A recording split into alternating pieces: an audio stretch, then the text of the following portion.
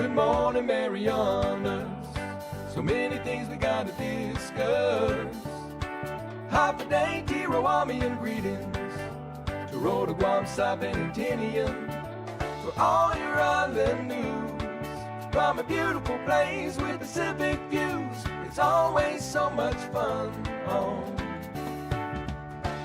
Good Morning, Marianas.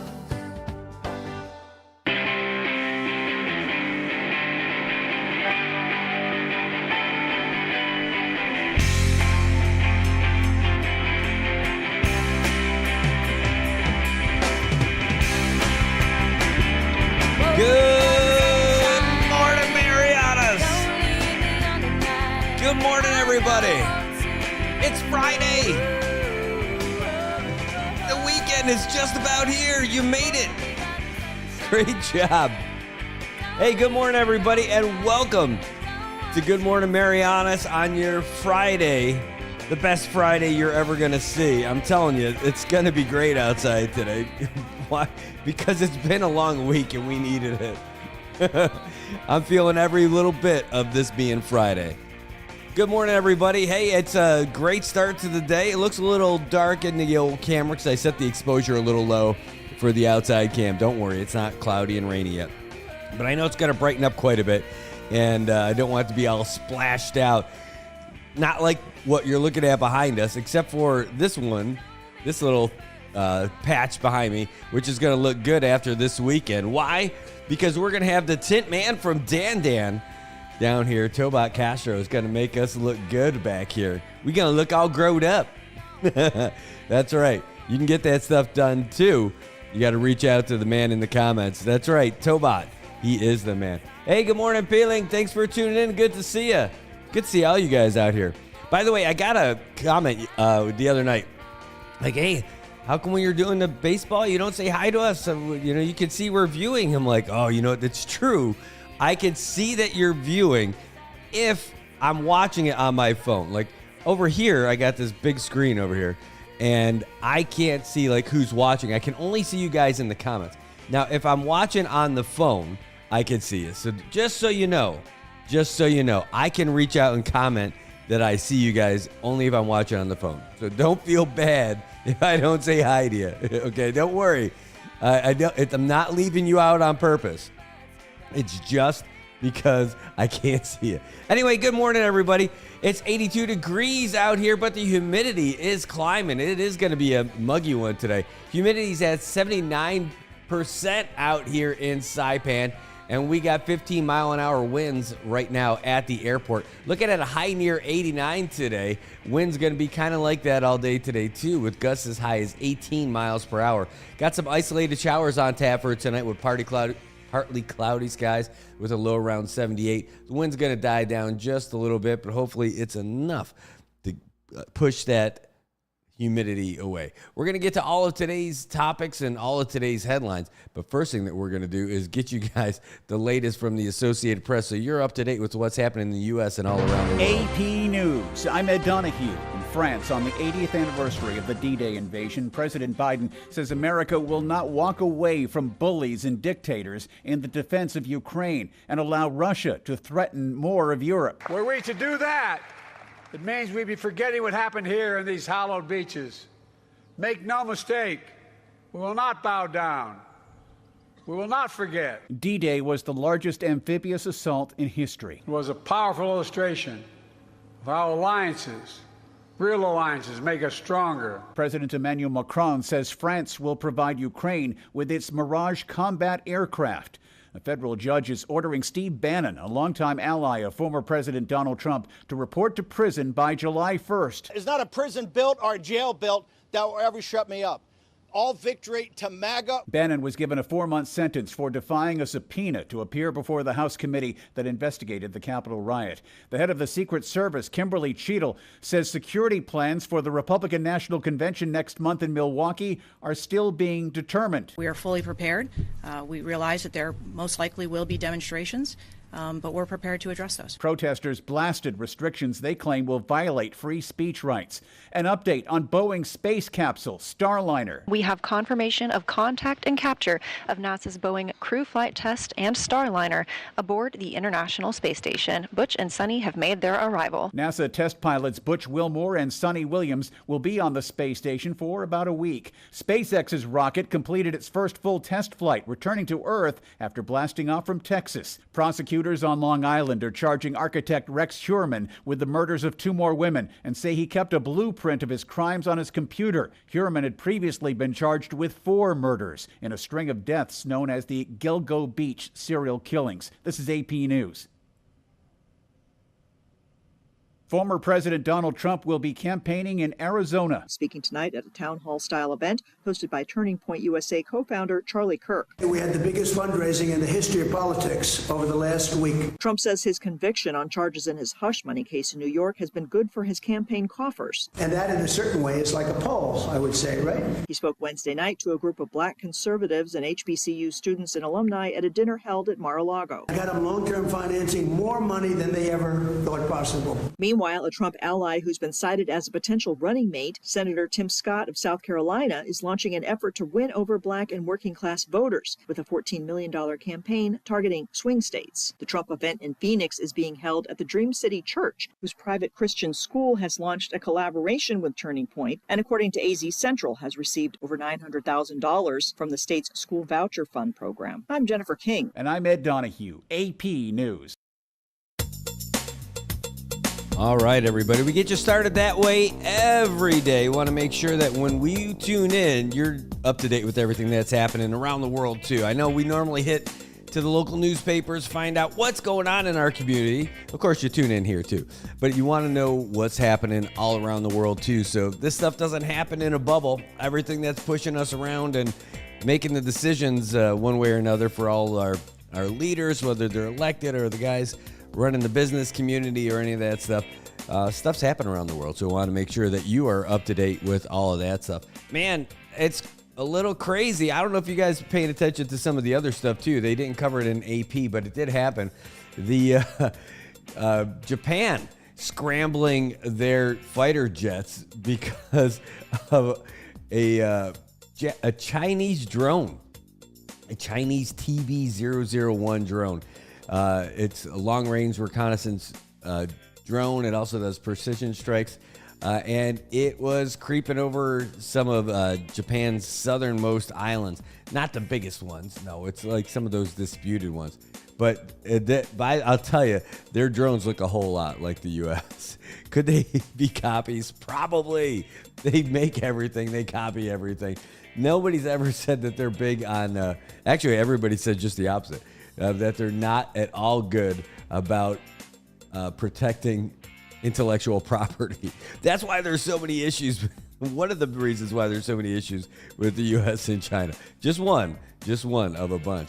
Anyway, so China scrambled their jets to it. They didn't do anything crazy, but just to let you know that that's the stuff that's happening out here. And it's something. You know, we're not the only ones. There was another story. This is not a great China start to the morning. Sorry, China. Sorry, China. But we got some stories about you today. Not many. But this one I thought was just so funny because there's apparently there's this waterfall in China that is like one of the tallest. It's the tallest waterfall in China. Well, some hiker went up there. And he was going and he shot some video and he found that waterfall is fed by a pipe. No, I'm serious. There, I had to find the link to it. So I will. You'll see my first time with Chinese TikTok on the screen. This is not the app, but I'll let you guys check this out just for yourself. Look right around there. That is a pipe providing water for that waterfall. Apparently, water normally just cascades over. Oh, I'm watching it myself. You're not seeing it. Here you go. Take a look at that. That's the tallest waterfall in China, and there's a big water pipe. So apparently, the Chinese government said that they've done this so that in the dry season, there's still something there. So people who go there don't feel disappointed when you go there. I love it. Of all the things that they've got, they got a knockoff waterfall. Good job. Okay. Now that's your Chinese waterfall update of the day. I know you're interested in what's happening with their waterfalls. Anyway, man, looking at getting some updates because there's a lot of rain delays and stuff like that. And what a night. I'll tell you what, we didn't get to play baseball 2 nights ago, but they were able to play last night. And the Blue Jays, they were 2-2. The Blue Jays won. They got a big win over the Royals. The Royals were 3-2. The Blue Jays were 2-2. Not anymore. The Blue Jays, they are moving on up. That's right. A big win last night for the Blue Jays. And we'll get some more of the details for you. I've got the score sheets here. But what a game. What a game for the Blue Jays. And, those guys, all they got to do is stick around. If you let them stay in the game, they are going to get you. And that's exactly what happened. They got a 4-2 win last night over the Royals. So now that gives them, I'm doing a little tallies as we speak. So now the Blue Jays, they've scored 24 runs on the season through 5 games and allowed 31. Not too bad, but the Royals now, they're going to drop in the standings. And they scored 38 on the year and allowed 40. So that's not a recipe for success, but hold on. Blue Jays fans, I'm doing it for you right now. I'm moving you up in the standings. You're tied now with the Braves. And, wow, look at that. So here's the standings. Sorry, Royals. I got to drop you down here. One sec. Move you up and move you guys down by a half game. So here's your standings for the Saipan Baseball League. The Bandits, Padres, and Falcons all tied in first place at 4-0. A sliver behind them at 4-1. The Cardinals, mowing everybody down. They've scored 63 runs this year against 17. The Sandlot and Braves and Blue Jays are all next at 3-2. Ho, ho, ho. 8th place now, the Royals. So the White Sox, they were supposed to play 2 days ago against Blue Sharks. That game got postponed because the field was just too wet. It was just no good anymore. So that game is going to happen tonight. There's no game scheduled for Friday nights. It's left open just for rain delay makeups and everything. Well, here it goes. So good job, organizers of the Saipan Baseball League, because tonight it's a bonus baseball night down there at Tonko Field, where the White Sox look for their second win on the season, playing against the winless Blue Sharks. Blue Sharks, I'm telling you, they're good. But it's the mistakes that keep biting the Sharks. That's true. And next week, we're going to be live. Yes, next week we're going to be live. It's going to be the Padres and the Bandits Tuesday. We're going to be doing the play-by-play. So you don't want to miss that. Hey, good morning, guys. Good to see you. Raymond, good to see you. Thanks for tuning in. Great to have you guys here. We love it. Love it. All right, so let me update this little score here for you guys, too. It's going to be, man, I can't believe it. The Blue Jays, they must have been going nuts last night because they have such a great team, but there's like a whole lot of love going on with those guys. I mean, they really play hard for each other. One second. Okay, Bold, you guys got moved to Friday because of your rain delay. There you go. Boom. Rain. So, yeah, we were talking with Clark Boswell of AK yesterday, which got good news about that, but we were talking to him about baseball yesterday, and he was disappointed because he's a big third baseman for the White Sox. He's not going to be able to play in the makeup game, so that's kind of a big deal for him. Even though that they've got everybody's got real jobs and stuff like that, just to hear people, these passionate baseball players, being disappointed that they can't make these makeup games. I mean, you can't schedule it. It's just what happens. You can't plan that's going to happen all the time. But anyway, that is big news for us because we're picking up AK. Yeah, that's right, AK.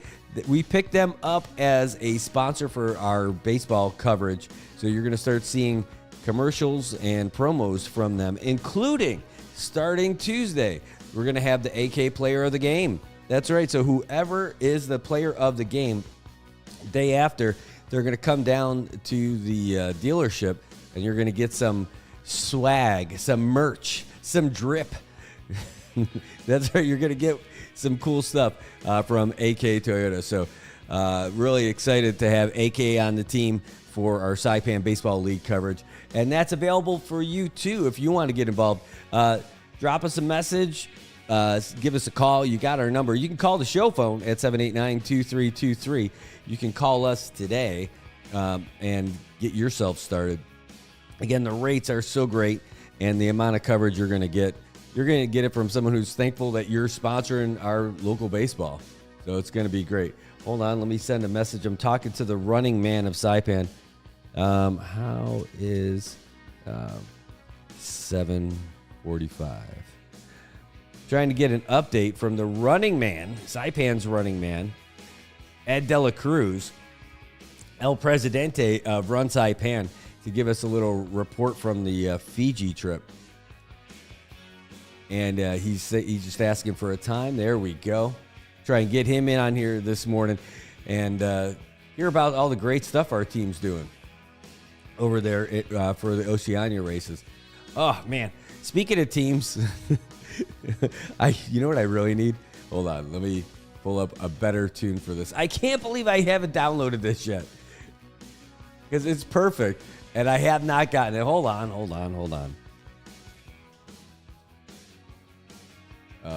That's what I need. Hold on. Oh, look at that. All right. Just I want to make sure I have something that I think is really appropriate for this. There we go. That's what I'm looking for. Talking about one of our stories that's been ongoing here in our local press for it seems like ever. That's right. So it's been, this is already 2024. The election was in 2022.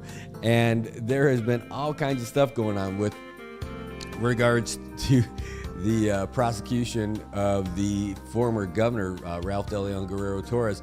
In fact, the Attorney General's office ended up getting a special prosecutor and got him out here, Assistant Attorney General. Well, before we call him that, they brought in a special prosecutor to come out and handle the prosecution of former Governor Torres. And they brought him out here, James Robert Kingman. Well, he's been out here so long they had to hire him full time because save the Commonwealth money. That's true. So now he's Assistant Attorney General James Robert Kingman. Well, anyway, he's here, and there's still not been a trial set, a date set from the second judge on the case. All the CNMI judges have all recused themselves from it. Hey, good morning. Good to see you guys too. Thanks for tuning in. And so we still haven't had that trial date set. Anyway, he's like, hey, it's been a year. What are we doing here? What is going on? And he posted this stuff on social media saying, hey, where are the feds? Where's the oversight? Where's the ethics committee? Where's the bar? What are we even doing out here? This is a guy who's frustrated. He's trying to do his job. So now it looked like things were moving along before when we had our other Judge Pro Tem out here. But then when he bowed out, now we've got Judge Pro Tem Arthur Barcenas from Guam. And it seems like he's going, like every step is backwards since he's been there. Just what it seems like. You can judge for yourself, but that's what it seems like to me. Ever since he came in. Now, Alberto Tolentino was the judge before, and people were worried about that before, but they're saying that he was the one who was at least moving some stuff along. But ever since Judge Barcenas got in, it just seems like obstacle after obstacle. And then it just, a whole bunch of what seems to me as a casual observer, just like a lot of time wasting, and intentionally so. It's been so long now. People forget about everything that just went missing, all the money that just evaporated and was never paid, and the furniture that went elsewhere. Hey, this is just dragging on and on and on. I think it's backfiring. I think the former governor's legal team, was trying to really help his case by stretching this out. But now it's just pushing off into the next election. This was something that we thought might happen prior to the previous election, and now it looks like it's same kind of baggage that's just dragging. And then the association of all the people who are part of the governor's legal team and all of that stuff, now they're all part of people who are running for office this time around, Hold on one second.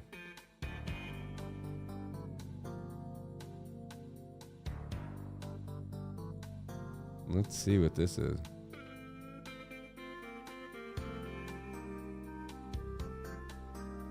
Oh, interesting. Anyway, but the thing is that what they're trying to do, the Attorney General's office is trying to move the case along, and it seems like it's reasonable that they'd be frustrated that they've been met with all kinds of delays from the courts. Tobot says, that judge sucks. He's been granting delays for my brother's murder trial. Oh, man, that's awful. Justice for Doom, Tobot. Justice for Doom. Yeah, well, man, that is just not good. We're seeing it. We're seeing delays here. We're seeing delays there. And, law and order, where's the justice for all of this, dude? It's just crazy. It's crazy that, maybe he's getting paid by the hour, trying to push it as long as possible. True story. Oh, man. Well, we'll move on at that one. Yeah, for real. Yeah, I see you in the comments. I read that one too. Hey, thanks for tuning in. Hey, Dennis, just saw you pop in. Good to see you too. You know how I could do that? Because I actually have the app open on the phone too. All right. It says from Raymond says what we really need is CSI team unit to look into all these cold cases. Oh my gosh, absolutely. They had we have so many of those cold cases. And most of them are related to like these Chinese murder cases that have happened out here over the past few years. Oh, I got a call coming in from Guam. Hold on, let's see what we got. Hey, half a day. Thanks for tuning in. This is Brad. Hey, good morning, Brad. Yes, good morning. I'm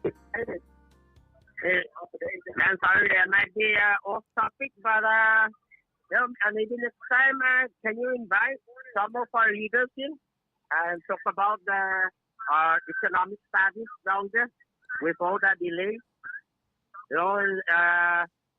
Seems like they're blaming the super typhoon and COVID for all the problems, but is it really because of those two? Or is it because, we all know that the federal government is giving our cinema money whenever there's a disaster or whatever that comes along. Is it really that's the case? That it's because of the super typhoon and the pandemic? Or is it something else? Oh, these are good points. Hey, let's do this. If you could turn down the speaker in the background because it's starting to pick up a little bit. Sorry. It's okay. I could hear you just fine. That was great.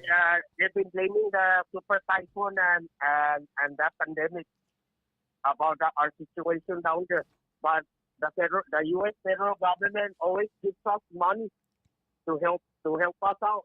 Same like the ARPA fund. Right. So our situation right now is really from the super typhoon and the pandemic. Or is it just a mismanagement of the funds given by the federal government? That's it, Brad, and you have a good day. Hey, that's a great call. Thank you so much. That's exactly what we'll do. We'll try and get some of those folks in here. We'll reach out to them for sure to talk about that. Thanks. That was a great call. And again, he's saying that, the leaders that we've got are saying that it's because of the pandemic and because of the super typhoon, and so what really is the issue with everything that's happening with our economy? I think a big piece of it is that we lost half of our. We are a one pronged economy, and that's tourism, and we don't even have that right now. We have Korea, which is great, and we're happy to have it. There's nothing disappointing about having Korea here. The only problem is there's not enough of them, right? We don't have enough Korean tourists to buoy us the whole way. So that's where the Chamber of Commerce and not just the Chamber, but HandMe and everybody who's part of the tourism equation is saying, hey, we need more tourists. Where are we going to get them from? They want to go out and get them from all kinds of places, but they know that there's one place right now that's available to have direct flights coming in here. And so they're not looking for all the Chinese tourism or Chinese business investments like IPI or something, but they are looking at getting folks coming in and seeing Saipan. You know, it's funny that they were saying that we also need to improve what we've got here. Like our regular show. No, not it. Hey, I'll tell you what, Ray, it's not even a replay. Oh, it's the same topic because this is the same thing that we're facing every day, right? And so the thing is to try to get more folks in here. That's what we end up needing. I don't think that you can blame the super typhoon for our economy 6 years later. You just can't. And as far as the pandemic, well, yeah, the pandemic definitely had a big piece of it for the tourism equation, especially for the Japanese, because the Japanese are just, they're traveling within Japan now. Japan made a big marketing effort internally to try to get people to stay in Japan during the pandemic, but they tried to encourage the travel within the country and tourism within the country. So now they're saying that just for Okinawa alone, they're expecting like 8 million tourists from their countrymen, their fellow countrymen in Japan this year. 8 million tourists. Wow. Because it's easy. And their passport holders has gone down. Again, before the pandemic, they had 20 million people within their country that had passports. That's 20 million travelers who are going to go off internationally, whether for business, pleasure, you name it.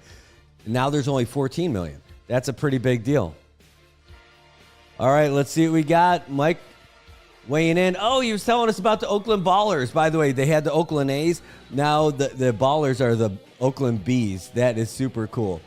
And hold on, the comment's still coming in. Boom, boom, boom. Hold on. Oh, wait, you're gone? What happened to your comment, Mike? You were gone. Anyway, you were giving us some info. Hey, Raymond, we're still live over here, man. It looks like our connection's good, so it might be your connection. So we are still live here, partner. I hope you're all right. I hope everything's going good on your end. But there it is. Oakland lost the opener. There's Mike's comment. Said the Oakland Bees lost their opener, and that's their semi-pro team out there in Oakland. Man, Oakland, again, it's so sad to see that they lost so many sports teams. They still got a little bit of time. I think this is their last season where they're still going to have the A's, but they're losing them to Vegas. They lost the Raiders. They lost Golden State. Man, it's just sad. But, hey, at least you got the Oakland Ballers, and you had opening day. I really appreciate the update from you guys, letting us know what's going on. Magandang umaga, Bea. You should come down here one morning and hang out, and let's do the show. We will have more puns on this show than we'll ever have before. Okay, well, hey, this works too. Hold on one second. That works just fine. Okay.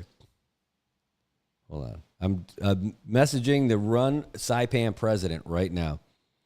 Hold on. 789-2323. WhatsApp, call that number.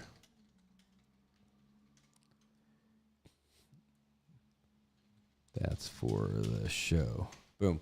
All right. So anyway, Ed Dela Cruz is going to be calling in here in about 15 minutes to give us the update about everything that happened in Fiji. That is really cool. We're excited to hear about that because we have runners who are out there in the Oceania Championships doing great. JT Snow made the first. Oh, is the first coach. Get out. That's great. Very cool. Very cool for the Oakland Ballers. That's great. Oh, man. Well, it is a great day out here in Saipan. You can see behind me. I don't know if you can see behind me. Let me take a look. Let me flip the camera around a little bit. 1 second for you. Boom. Live look. There you go. It is raining down here in Oleai right now. That is not just the dark camera lens. It is raining a little bit. That goes along with what the what the forecast was for today. It says to expect some isolated showers. Well, there they are right now. And we're going to be getting this. It's supposed to be mostly sunny today. Right now, we're just taking a little break from the sun to bring you a little bit of precipitation. Oh, listen to that. That's right. Yeah, Tobot's weighing in saying, hey, just had a freak rain in Dandan. Hey, good morning, Brock. Thanks for tuning in. Well, that's what we're looking at right now. And it's going to be rainy. And that's how it's going to be. Tell you what, we're going to take a real quick break. And speaking of Brock, I got a great video from him. I'm going to tell you guys before we throw to that, though, give you a little update. I don't know what you guys got planned for Father's Day. I don't know if you got all your gifts picked out and everything. But if you haven't, you should get down to Laddie Belt and give the gift of fitness. They've got gift certificates available for your favorite father in your life. And they're available at great prices. Do you know where they are? They're at their new location down in Chalon-Canoa, right on Beach Road, right in front of the Aquarius Beach Tower. Now, they've got the state-of-the-art equipment now. They've got QR codes on their equipment that teaches you how to do it. Once you little zap those with your phone, it'll take you right to a video that shows you how to use every piece of equipment. They've got the latest free weights. They've got the latest machines, treadmills, spin bikes, certified trainers. They've got the cold plunge. They've got the sauna. They've got a shake bar. You name it, they've got it. And if you haven't seen it, you're missing out. Here's the closest thing I could do to let you know about it. Here's a little bit from them.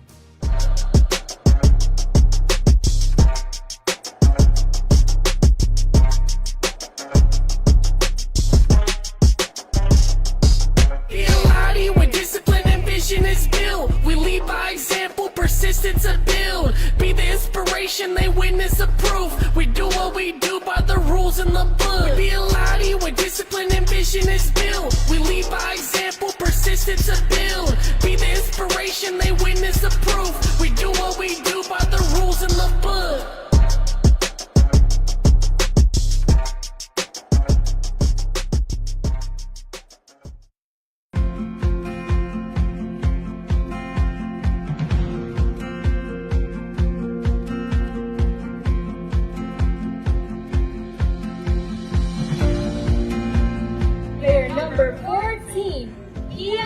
It's a great day to be up 3-0.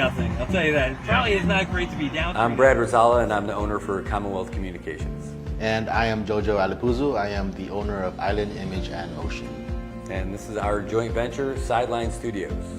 This whole concept that we have of doing all these live stream productions and covering news and doing live shows and everything, it wouldn't happen if we didn't have a great partner like IT&E, someone who can handle the bandwidth and provide it and then get us what we need when we need it and then be a real partner for us for all the events, whether we're doing live sporting events, broadcasts. All of these things happen because of our partnership with IT&E. With IT&E providing us with the fiber and point-to-point and even the MBRs, is just a great piece of equipment to use when we're broadcasting our sports, our events, our performances, especially our cultural performances. And it's just great to share our culture here in the Marianas with the world. And IT&E has been there from the get-go. The thing I like best about working with IT&E is how willing they are to come out and find a solution. Even for Liberation Day, we thought we had a pretty good solution for our live stream setup, and it turns out that we did not have the right setup that we thought we needed. That day, just before the parade, reached out to Paul and said, here's our situation. What do you think? He's like, we're gonna figure this out. While he's sitting there barbecuing, getting ready for the parade to start, he starts burning up the phone lines, calling everybody in IT&E, what can we do, what's the right solution? They left their families to do this stuff and get us the equipment that we needed to broadcast live. That's over and above. That's on a holiday. That's when he was out there spending time with his family. That's why IT&E is just the best, just really in touch with the people and the community. I recommend IT&E to everybody. Tell them the options are there, and you can choose whoever you want and then figure out what you think is the best. But when you're ready, when you're tired of having your calls disconnected or not having service, then you reach out to the guys from IT&E.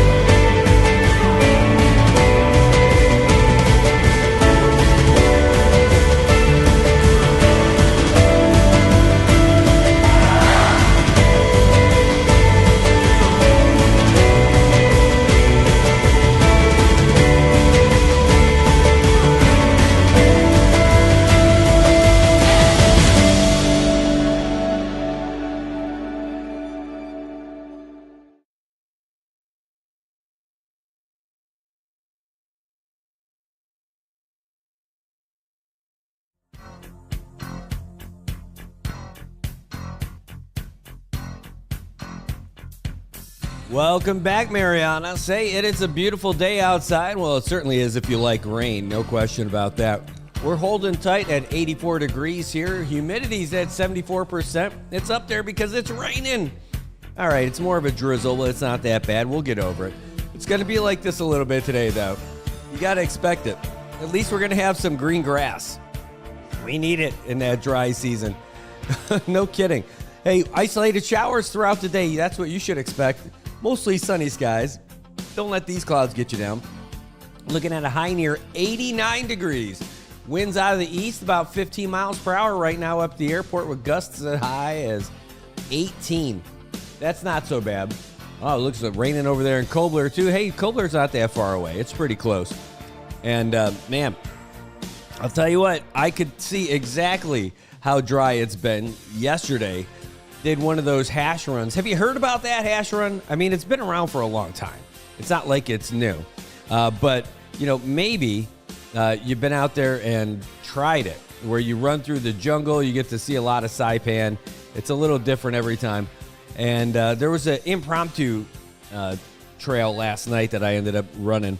And it was my first time running that hash run for years. It's been at least 2 years. I bet it's closer to 3. That's pretty sad.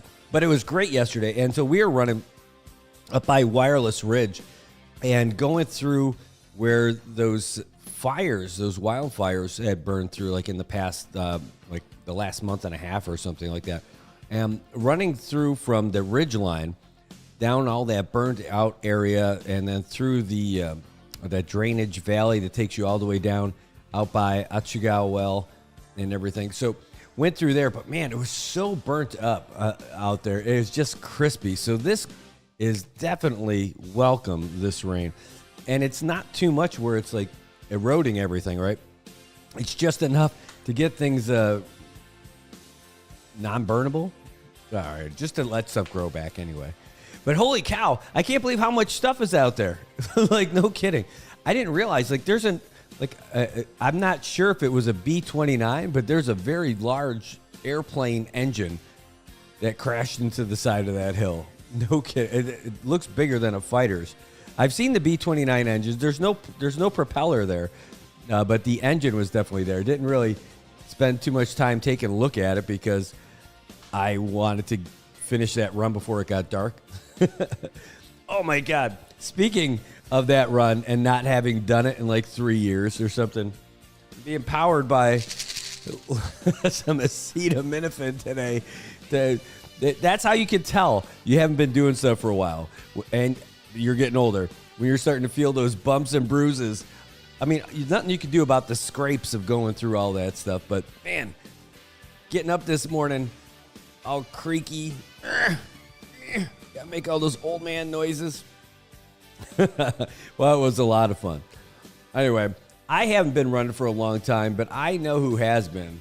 It has been Run Saipan, and we sent a bunch of runners to Fiji, and we're going to have Ed Dela Cruz. He should be calling us within the next couple of minutes, and he's going to give us a little overview of everything that was happening with our runners down there in Fiji, because they've been well, they've been working their butts off. They've been training for it all year, and it's been great. Now, it was great when we had the Oceania Athletics Championships here last year. Man, it was awesome just to see how fast some of these top runners from the entire Pacific were. I mean, Australia, they were pretty cool. But I'll tell you, man, the guys from Papua New Guinea are freaking fast, man. It's like the other guys were almost just... Now, we might have them in distance, but the speed of their sprinters, poof.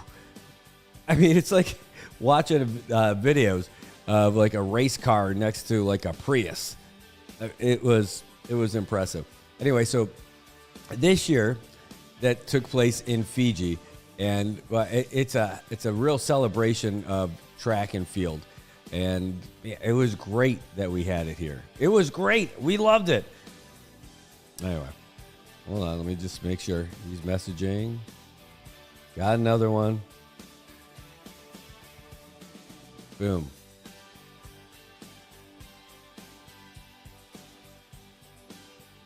Again, we're just moments away from getting this phone call in. You guys will be able to hear in just a second from the running man himself. Oh, just got a message came in on the show phone, not from Ed. This is somebody else. This is from the mainland asking, when will Chicago 2 reopen? I don't know. I'll tell you what. Sadly for the CNMI, Chicago 2, not only did it close, but it was taken over by a place called the Panda House. Now, I think that the place has changed hands a few times since, right? But do we need another Panda House? Is it time for Chicago 3? Actually, that reminds me, when I went to Busan for the, when I went to Busan for the NBA's travel mission, their trade mission, where we had presentations for all the different tour agents down there. No kidding. We went to Seoul first. So we get to Busan. We're going from the airport to the hotel where we're putting on all the presentations. I snapped a photo. I had to whip the phone out real quick as we were passing by in the taxi. Chicago 2. It's like a bed and breakfast. They have really grown up. They have really matured. They went from a dance club to that. Oh, we got the call coming in right now. Hold on. Let's see if we got him. Hey, I think on the line right now we have... Oh, I pressed answer. Continue. Hold on. There we go. Allow. All right. I think we've got him on the line right now. Ed, can you hear us? Yes, I can hear you. Good morning, Mr. Sullivan. Hey, good morning, Mr. Running Man. Great to see you. Thanks for tuning in. How you doing? Doing great. How about you guys? How's Saipan doing? Bula Vinaka from Fiji. Bula Vinaka. Yeah, I'll tell you what. Saipan's a little rainy and sloppy right now. We're trying to get past it this morning, but we're seeing a little sunshine. Hearing about how our team NMI was doing down there in Fiji. Can you give us a little update? Tell us what brought you guys down there and how our folks are doing. Oh, it's the biennial Oceania Championship. So it was every 2 years. Our team that got selected for this made the qualifying times, which was great. They came down here. We had Tanya, Zari, and Casey competing in the sprint for the 100 and 200, and we have Tanya competing in the 1,500 and the 5,000 meters, and they did pretty well for it. This is a great opportunity for them to get some racing in with international athletes and getting ready for the Micronesian Games. Well, the micro games are you guys even coming back here, or are you going to fly directly from Fiji to the Marshalls? Oh, no, we're going back. So what's going to happen is we're going to go back to Saipan, and then the micro team is going to depart 3 days after we get back. So we get back on Tuesday. That gives our team here, Zari, Casey, and Theo enough time with their family for 3 days, and they fly out to micro with the rest of the athletic team. Tanya is going to fly directly back to Hawaii for a few days, and it's great. They have a direct flight down to Marshall, so she's just going to fly directly back down. But yeah, that's how our transport's going to be. They're going to get at least 3 days back home before coming out for the games at Marshall. They have a direct flight from Hawaii. That's awesome. And it's awesome, man. She had a direct flight from Fiji to here. She didn't have to go through the hoops we did, so lucky her. Get out. It's good to be Tanya Tan. And she's fast. Yeah, it's good to be living in Hawaii also. Not too bad, right? They actually have stuff going on over there, as we're learning about from our tourists who like to be down there. So tell us a little bit about it. We saw some of the results that came in and said that Tanya just kind of killed it in the 1500. She did. She did very well. She broke her own personal record, which is really great. She was happy about that. The competition here was very strong. Some great experience. She had great experience in the NCAA, and then now she got to experience what it's like to race against all the international countries, especially New Zealand and Australia. A lot of these kids here are very strong. It's been a very strong competitive field. Very safe to say that this competitive field is stronger than a lot of the past Oceania events, because World Athletics overhauled the point system for Paris or for the Olympic Games. So it's forcing more competitive athletes to race more. They have to compete more. So we have over, I believe, about 2,000 athletes here for these games.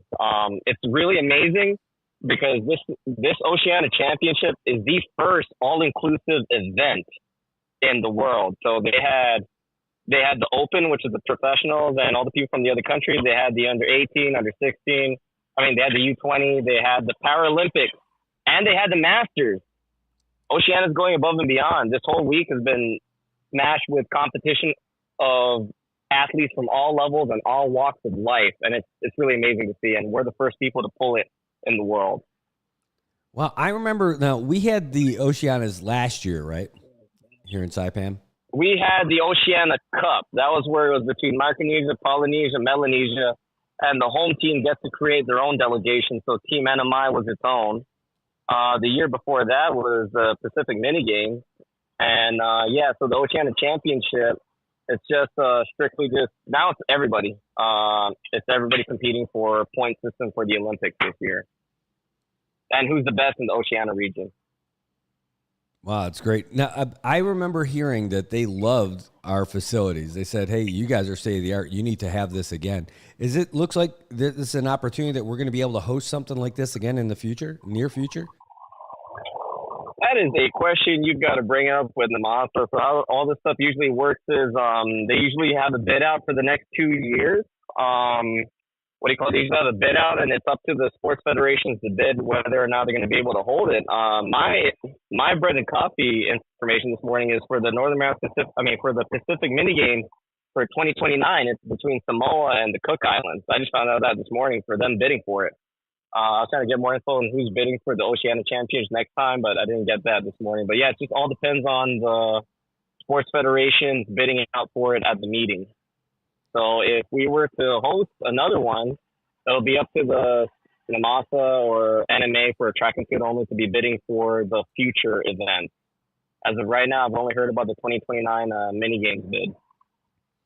Wow. Well, hopefully we're able to get something. I would love for us to get it back again. Are you going to be traveling? Are you going to be going to the Marshalls for the micro games? Nope, I'm tagging out.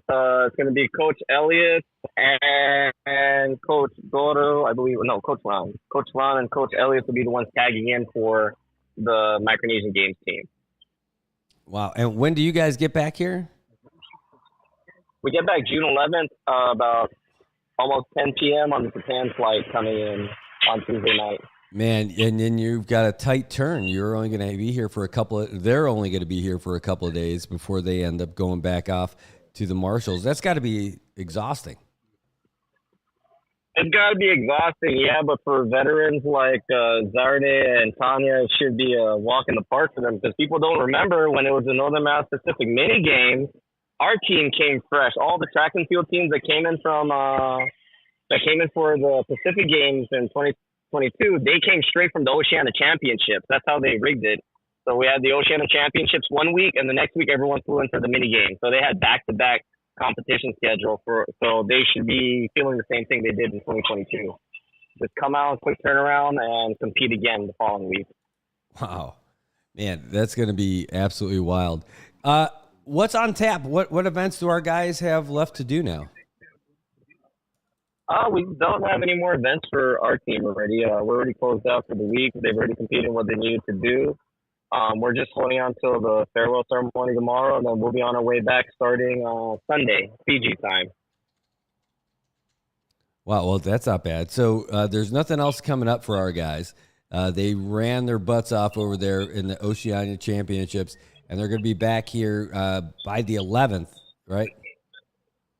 Yes, because we got a bunch of layovers. Going to be layovers down there at Melbourne, and then we have another overnight layover at Narita. This is how the schedule was. That's why it's going to take us till Tuesday to get back. But yeah, they've already ran. They did their best. They performed well. Now it's all about recovery for them and getting them ready and healthy for the next competition event, which is the Micronesian, right? And that's the same for Team Guam and Team FSM that's here. They have a quick turnaround as well. All we hope is just to get them healthy for their next competition now. Now we're just focusing on recovery for them while we're going to be heading home. Well, while I got you, what's coming up for Run Saipan? We just had our Grotto 10K, and it was an amazing turnout. As you know, Run Saipan loves to focus on all ages and walks of life. So we had our age division for Grotto. But now we have the 4th of July 2-miler in July 4th with Laddie Built. And then August, we have our beer mile. And then our half marathon's already around the corner. We moved it from December to August. We didn't want to conflict with held the Marianas with NBA. Mm-hmm. So our half marathon is going to be starting to be on Labor Day starting this year. So those are the events people can be looking forward to. They can look forward to the 4th of July on 4th of July 2-mile. The beer mile, and if beer mile is not your cup of tea in August, at the end of August on Labor Day weekend, we will have our half marathon return, and we can't wait to have everybody come out and run their butts off. Holy cow! And now, so that's wait. You said it's Labor Day weekend? It's Labor Day weekend now, so we're not going to have it on Labor Day Monday, but the Saturday right before Labor Day will be the new date for the Run Saipan half marathon. So I'm just pulling this up, like trying to see what the date is for Labor Day. That's Monday, September 2nd. So it is August. So is that the 31st?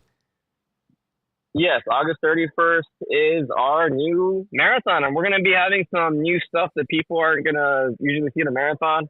People have been calling me out. Hey, they've been sending me this Instagram of Philippines marathon having a lechon as one of the aid station, and they challenged me towards it. So don't be surprised if one of the aid stations in this half marathon has a roasted lechon ready to go for our runners. Get out. That's crazy.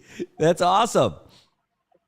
Holy cow. Yeah, I got caught up at the Variety and the Tribune, so I was like, you know what? Don't test me, guys. Don't be surprised if you see that out there with a bunch of other stuff. It's Labor Day weekend, so I will deliver. Run Saipan will deliver. And it's a full marathon? No, we're going half. No. We're not going full yet. No, not yet. Until all that road construction is done, mm-hmm. We are intending to move it up to a full marathon, but we're waiting till all the road construction is done because we want to AIM certify those courses. So as soon as all the road construction is done, we can get it and get certified. We'll have our own full marathon certified course and half marathon certified course for our end. Hey, what time is the 4th of July 2-mile? All of our races are at 6 a.m. start, except for the half marathon. So, the 4th of July 2-mile will be 6 a.m. Okay. We're supposed to be at Fishing Base, but as soon as I get back, I got to verify how far the road construction will be by July. We might change the course towards the marina where we did the 1-miler challenge. Mm-hmm. I just got to go back and verify DPW how much digging they're going to do because we don't want people to be running and there's a lot of construction stuff still down there. We value the safety and well-being of our runners, so we might change the location to marina depending on how far the construction is by July. I got to verify that when I get back home. Well, but it will be around the Garapan Marina area, that's for sure. Well, if it helps your decision making a little bit, they should be done with that Garapan section by then. And I only say that because they're doing the parade. The parade's going to go right down Beach Road, and it's going to finish over there by Fishing Base. So It should be done by then. If not, I think between the mayor and the governor, somebody's going to raise all kinds of hell to make sure that stuff is done between now and then. Yeah, that's one of my to-do lists when I get back. I'm going to have to check the mayor on what's the status for that kind of stuff, so we can make sure that our 4th of July festivities still go on for that morning. But yeah, that's the goal, 4th of July. We're looking to add a extra event before the 2 miles up. As you know, Lottie Billet is the title sponsor for this race, and Derek being in the Army and a veteran and all, he wants to see whoever wants to try doing a military fitness test before the 2 mile to get that idea of being in the military. So when we get back, we're going to see if we can put that in for this year's 2 mile. Anybody that wants to know what it feels like to be tested in a military fitness test, we'll have that going before they race the 2 mile. Oh, man, that's going to be awesome. I'm trying to think. Let me do the math here. So we're in June. You got the rest of June, and you got July, and this is going to be at the end of August. Pretty much somebody could go from couch to half marathon in time for your Labor Day half marathon. Yes. This is enough time for people to start doing events. You can do a 2 miler, get a couple of runs in, and then try out for. We're looking to have a regular 5K, group 5K somewhere in August before the half marathon, so people can build up, because we know not everyone does beer mile, and then end it off with the half marathon in August before we do the rest of our fall activities. So yes, there's enough time. There's enough time for people to get ready. Awesome. Well, I love it. If not, they can just do the couch to 5K. Yeah. Well, I'm looking forward to doing that for sure. I don't know if I can make the half marathon. I'm trying to get myself into a half a 5K. So I can guarantee you that the Lechon will be within your 5K aid station when if you run the 5K during the half marathon, because our half marathon will still have a 5K sub event with it. And that Lechon aid station might still be within the 5K aid station, so you won't miss out on the Lechon, Brad. Nice. I absolutely love it. Maybe what my strategy is, I register for the half marathon. I get to the Lechon aid station, and I just keep eating. And I wait until the top runners for the half marathon come back. And after a bunch of them pass, then I'll lick off my fingers and I'll turn back and finish. And I'll have a great, I think that's it. I think we just figured it out. We got the cheat code all lined up for the half marathon. Yeah, that definitely looks like the cheat code for the half marathon. Just don't let Dr. Ron Snyder catch you doing that. If you hear me, Ron, just don't let Ron catch you with that out of the marathon course. I would love to talk smack saying that he couldn't catch me, but the thing is, I can't run as fast as him. He's too fast. He's been running so long. Dang it. All right. Hey, safe travels on your way back to Saipan. Give all our best to all the athletes, and look forward to having them come back and then to turn around and go kick some butt for us over there in the Marshalls for the micro games. All right. Thank you for having us today, Brad. Thank you guys so much. We're relayed. Thank you, Cinema. You guys all have a beautiful, blessed day today. Thanks, Brad. Hey, thanks so much. That's Run Saipan President El Presidente, Ed Dela Cruz, making some time for us, calling us from Fiji, the land with that fancy water that you can get in the stores. But really, it was great to have that available. And by the way, so if you're wondering if you can make those calls, one, you can. And number two, wrong ticker. Sorry. And you're able to make those calls. He made that call with us on WhatsApp. So if you're trying to make a long distance call or you're worried about that, don't worry about it. Just you can call us on WhatsApp on that phone. So that's 670-789-2323. Don't worry about it. You're able to do it. All right. Hey, we're at the top of the hour. We're going to take a real quick break. When we come back, we're going to have the latest update from the Associated Press. But right now, we got this. Hey, Father's Day just around the corner. You don't know what you want to get, Dad, or the father in your world? Well, I'll tell you what. Give the gift of fitness. Go down to Laddie Built Fitness in Chalon-Canoa, their new state-of-the-art facility that just opened this year, and try to do something that you haven't done before. Get your loved one fit. That's right. I would love it as a gift as a dad. I'll tell you that. No matter who gave it to me, a gift certificate for a membership over at Laddie Built. And maybe it's only for a month, but it's still get you in the gym and check all that stuff out. It's a great place, state-of-the-art. Here, enough of me telling you about it. Take a look at it for yourself.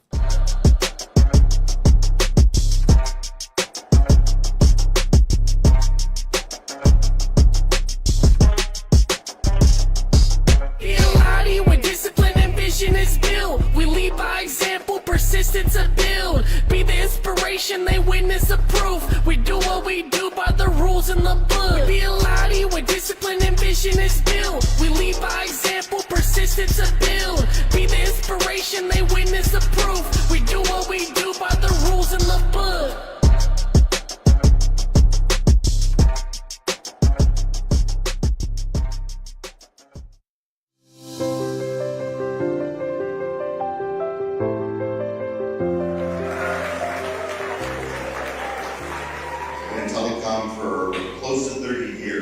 I've never seen a carrier with so many different types of ways to serve their customers.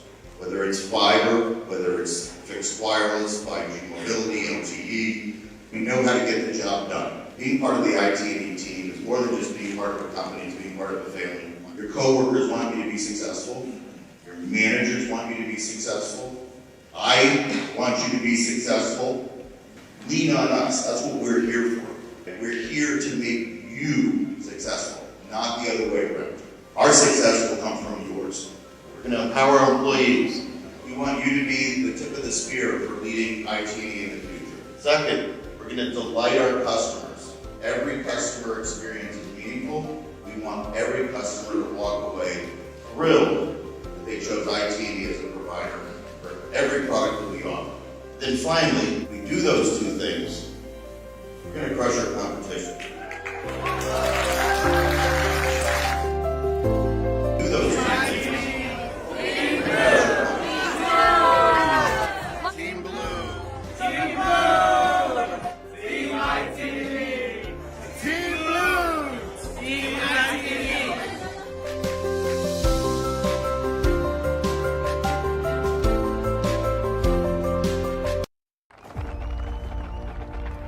For every generation, it has started with the call to serve.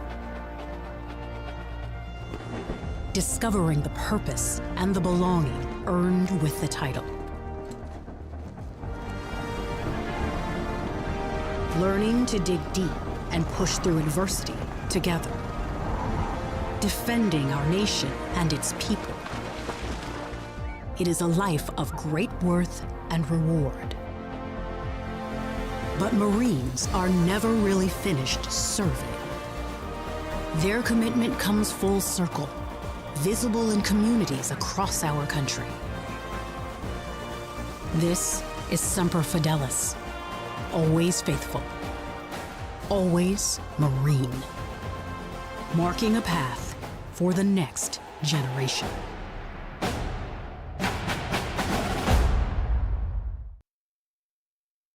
You owned your car for 4 years. You named it Brad.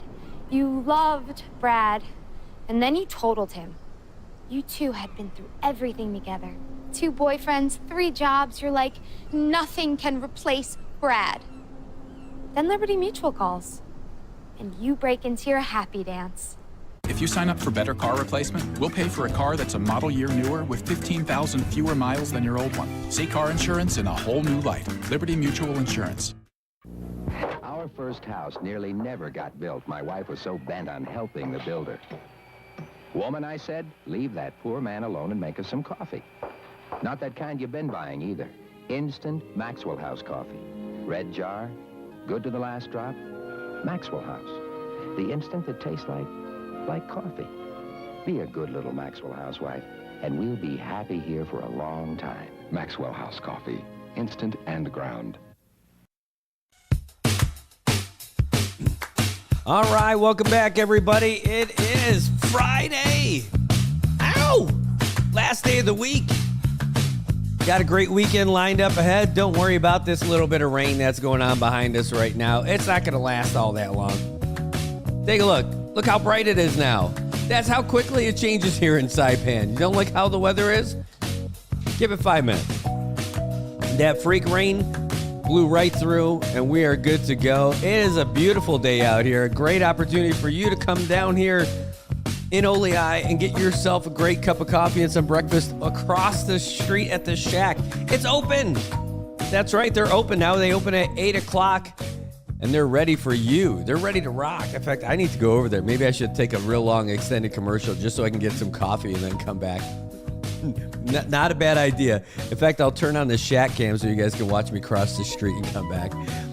Yeah, so anyway, the Shack is open Tuesday to Friday from 8 to 2, and also Saturday and Sunday from 8 to 12. That's not too bad at all, right? Hold on, I got something else for you from the Shack, because I remember we were talking about it just yesterday.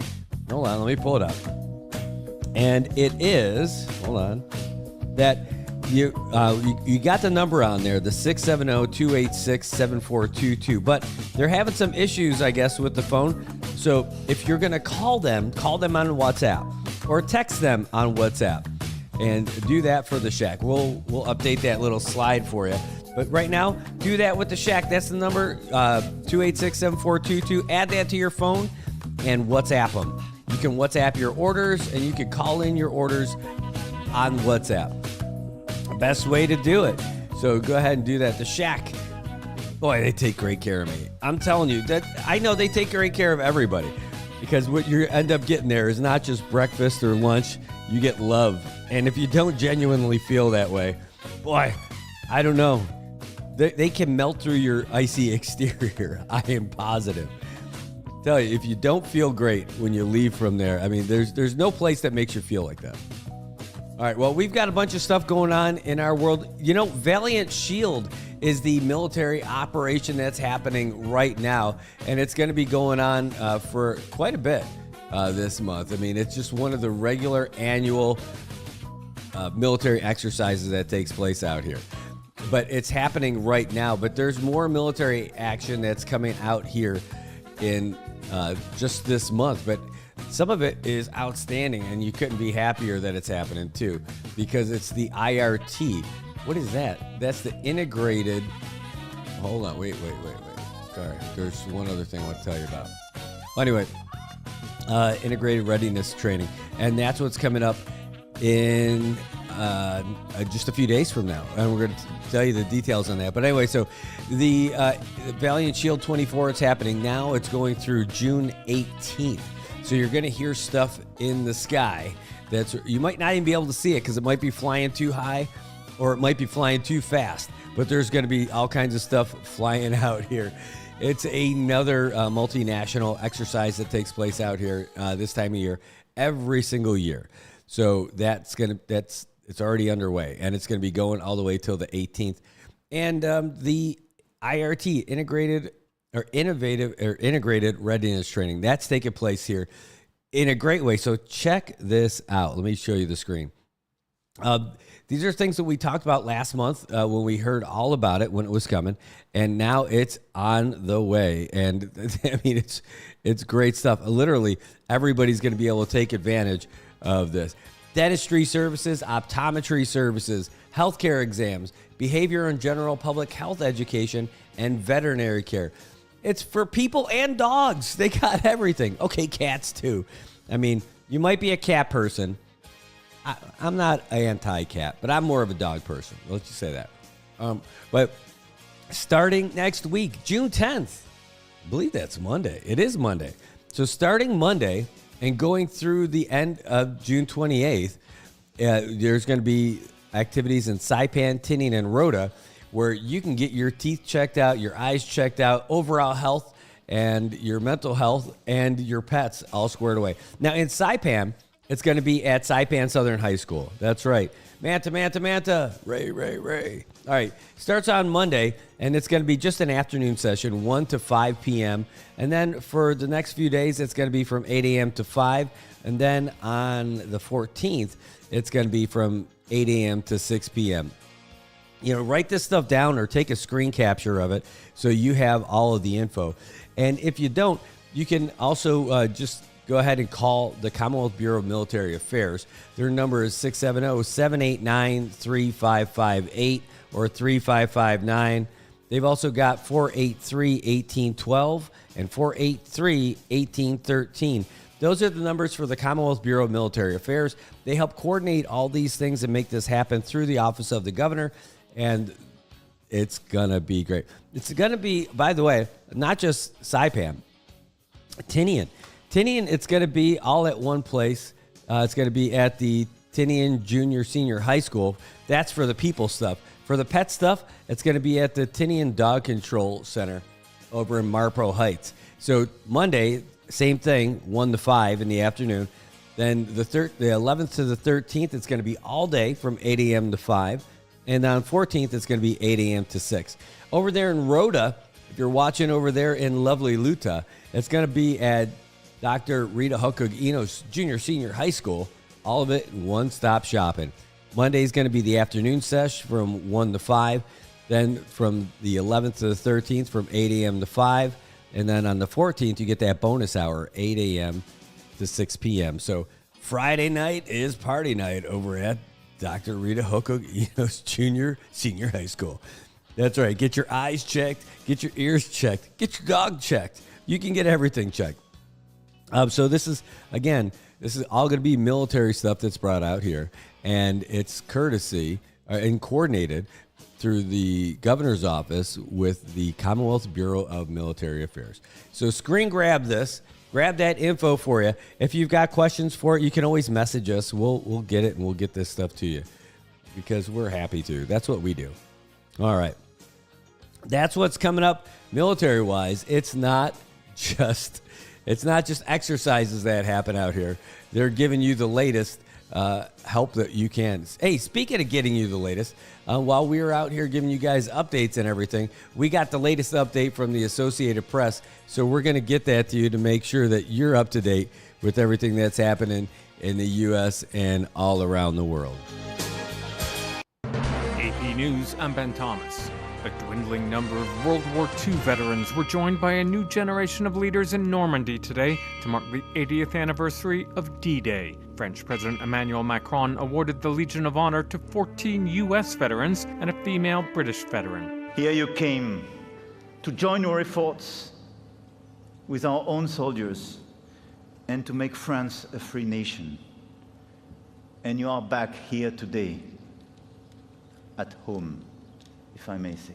Meantime, Sagar Meghani reports the U.S. will send Ukraine more military aid, including ammunition that can be used to strike inside Russia. The $225 million aid package comes as President Biden pledged the U.S. will keep helping Ukraine defend against Russian attacks. At a D-Day 80th anniversary commemoration in France, he said America and its allies cannot walk away and let Moscow threaten more of Europe. Were we to do that, it means we'd be forgetting what happened here in these hallowed beaches. The president's expected to meet with the Ukrainian leader Volodymyr Zelensky in France tomorrow. Officials say the aid package will include munitions for the HIMARS rocket system, which the president has signed off on allowing Ukraine to use in attacking Russian soil if forces there are either attacking Ukraine or getting ready to attack. Sagar Meghani, Washington. President Biden tells ABC he has ruled out a pardon for his son Hunter if he's convicted in his federal gun trial. Palestinian health officials say an Israeli strike on a school sheltering displaced families in central Gaza has killed at least 33 people. State Department spokesman Matthew Miller. If that is accurate, that 14 children were killed, those aren't terrorists. And so the government of Israel has said that they are going to release more information about this strike, including the names of those who died in it. We expect them to be fully transparent. This is AP News. The European Central Bank has cut its benchmark interest rate a quarter point. And stocks backed off a bit after breaking records yesterday. Seth Sutel has the AP Markets report. Stocks drifted to a mixed finish as Wall Street's momentum cooled following its latest record-setting day. The S&P 500 ended just barely lower Thursday, a day after the benchmark index set an all-time high for the 25th time this year. The Dow added 78 points, that's about 0.2%. The Nasdaq Composite dipped 0.1% after setting its own record. Several retailers fell after detailing more struggles for lower-income customers. Big Lots sank more than 18%. Nvidia's stock swung to a loss of just over 1%, a day after the company's total value topped $3 trillion for the first time. European stocks rose modestly after the European Central Bank cut its main interest rate. The Federal Reserve is widely expected to leave rates alone when the U.S. Central Bank meets next week. Seth Sutel, New York. And I'm Ben Thomas.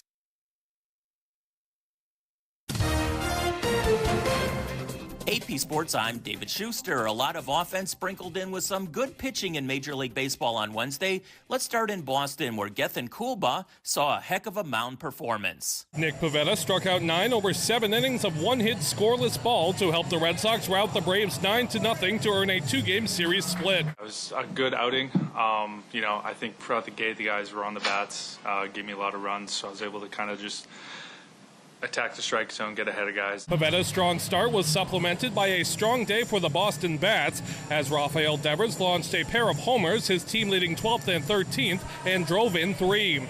Jarren Duran had a solo homer and his MLB leading 9th triple. The win snapped a 2-game skid for the Red Sox. Spencer Schwellenbach was knocked around for 6 runs on 7 hits in 4 2/3 innings for Atlanta, which has dropped 7 of 12. And speaking of good pitching, we go next to Philadelphia, where Michael Luongo tells us about the hottest team in the National League. Another solid outing by starting pitcher Aaron Nola enabled the Phillies to complete their 3-game sweep of the Brewers with a 2-0 win. Nola allowed just 2 hits in 7 innings of work. He struck out 5 to improve his record to 8-2 for Philadelphia, who picked up their 8th series sweep this season. We take every game seriously. We take every game one by one. And that's why we've played really good so far, and been able to win a lot of series and sweep several of them. Nick Castellanos provided the offense with a 2-run home run. It was his 8th of the year. Okay, now let's switch to some offensive numbers, like Jonathan India with a home run and 5 RBIs. Cincinnati 12-7 over Colorado. Wilmer Flores also with a home run and 5 RBIs. San Francisco 9-3 over Arizona. Nick Gonzalez drove in 4 runs. Pittsburgh 10-6 over the Dodgers. And Luis Torrens with 2 home runs. The Mets 9-1 over Washington. American League, Aaron Judge driving in 5 runs. The Yankees beating Minnesota again, this time 9-5, with Carlos Rodon winning his 8th game on the season. Just kept pitching, just try to get through 6 or 7, and I made it through 6 and did my job, and like I said, the boys swung the bat well. We won today. Elsewhere, American League, Toronto 3-2 over Baltimore, Texas 9, Detroit 1, Oakland getting by Seattle 2-1, and finally interleague action, St. Louis doubling up Houston 4-2, Tampa Bay 5-3 over Miami, the Angels edging San Diego 3-2, and the Cubs getting a home run from Mike Tauchman leading off the 9th inning. They beat the White Sox 7-6, and for the Sox, that's 13 straight losses, tying their franchise record. Basketball is next.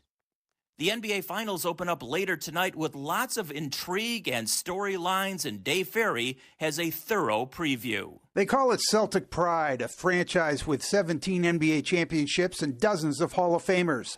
That means Jason Tatum and the rest of his Boston teammates have a little extra pressure to win it all. The expectations are obviously different here. It takes special players to be here and to be a part of an environment like that. The Celtics made it to the finals 2 years ago, but Jaylen Brown and the rest of these Celtics haven't ended a team title drought that began after the 2008 finals. To solidify it, the ultimate goal is to get over the hump and win. I think that'll add a lot to our legacy. But as of right now, that story is still kind of untold. TD Bank Garden can be a very hostile place for an opponent to play. Mavericks guard Luka Doncic is no shrinking violet himself, but even he admits they'll have to mentally drown out the comments coming from the stands. It's hard to play in this place. The crowd is amazing for their team. And all I got to say is we got to, stay together. It's us against them. Another target of the Garden faithful will be former Celtic Kyrie Irving, who's not a fan favorite.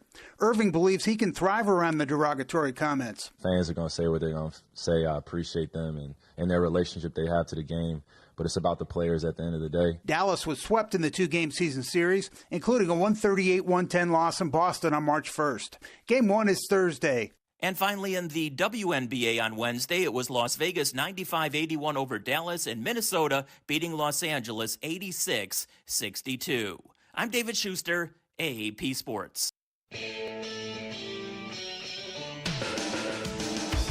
All right, everybody, welcome back. It is 8:21 in the morning. The sun is shining. We're feeling fine. It's a beautiful day here in Saipan. It is a good morning in the Marianas. It's even better because you guys are here with us today, and it's going to be a beautiful day. We're looking at a high near 89 degrees today. And somehow, some way, it's cooler now than it was in our last update. It was 84 degrees, and now it dropped back down to 81 degrees, probably because of all that rain that came down earlier. I think that's the first time I've experienced this since I've been doing this show. The temperature actually went down in Saipan. That's weird. And the sun is still up. Anyway, 81 degrees right now. Humidity, though, at 74%, so you're actually feeling it, every bit of it. Isolated showers throughout the day. That's what you should expect. We're going to have mostly sunny skies. Highs near 89. Winds out of the east from 11 to 14 miles per hour. Gusts as high as 18. Tonight it's going to cool down to 78. Winds out of the east again from 8 to 9, or 9 to 11 miles per hour. So don't expect anything crazy. It's still going to feel good because it's Friday. So when you're going out tonight, it's going to be nice. Hopefully it's not going to be raining on you. And hopefully they're going to get done with that construction over there in Garapan soon. But in the meantime, tonight is your night. Go out and have a little bit of fun. I know there's a special birthday party we're going to be going out to this weekend. Yep, that means date night. It's going to be great for sure. Looking forward to it. And man, I'll tell you what, we are looking forward to seeing some progress move on all kinds of fronts out here. But the first thing that we're going to do after this show is go across the street and grab us a cup of coffee at the Shack.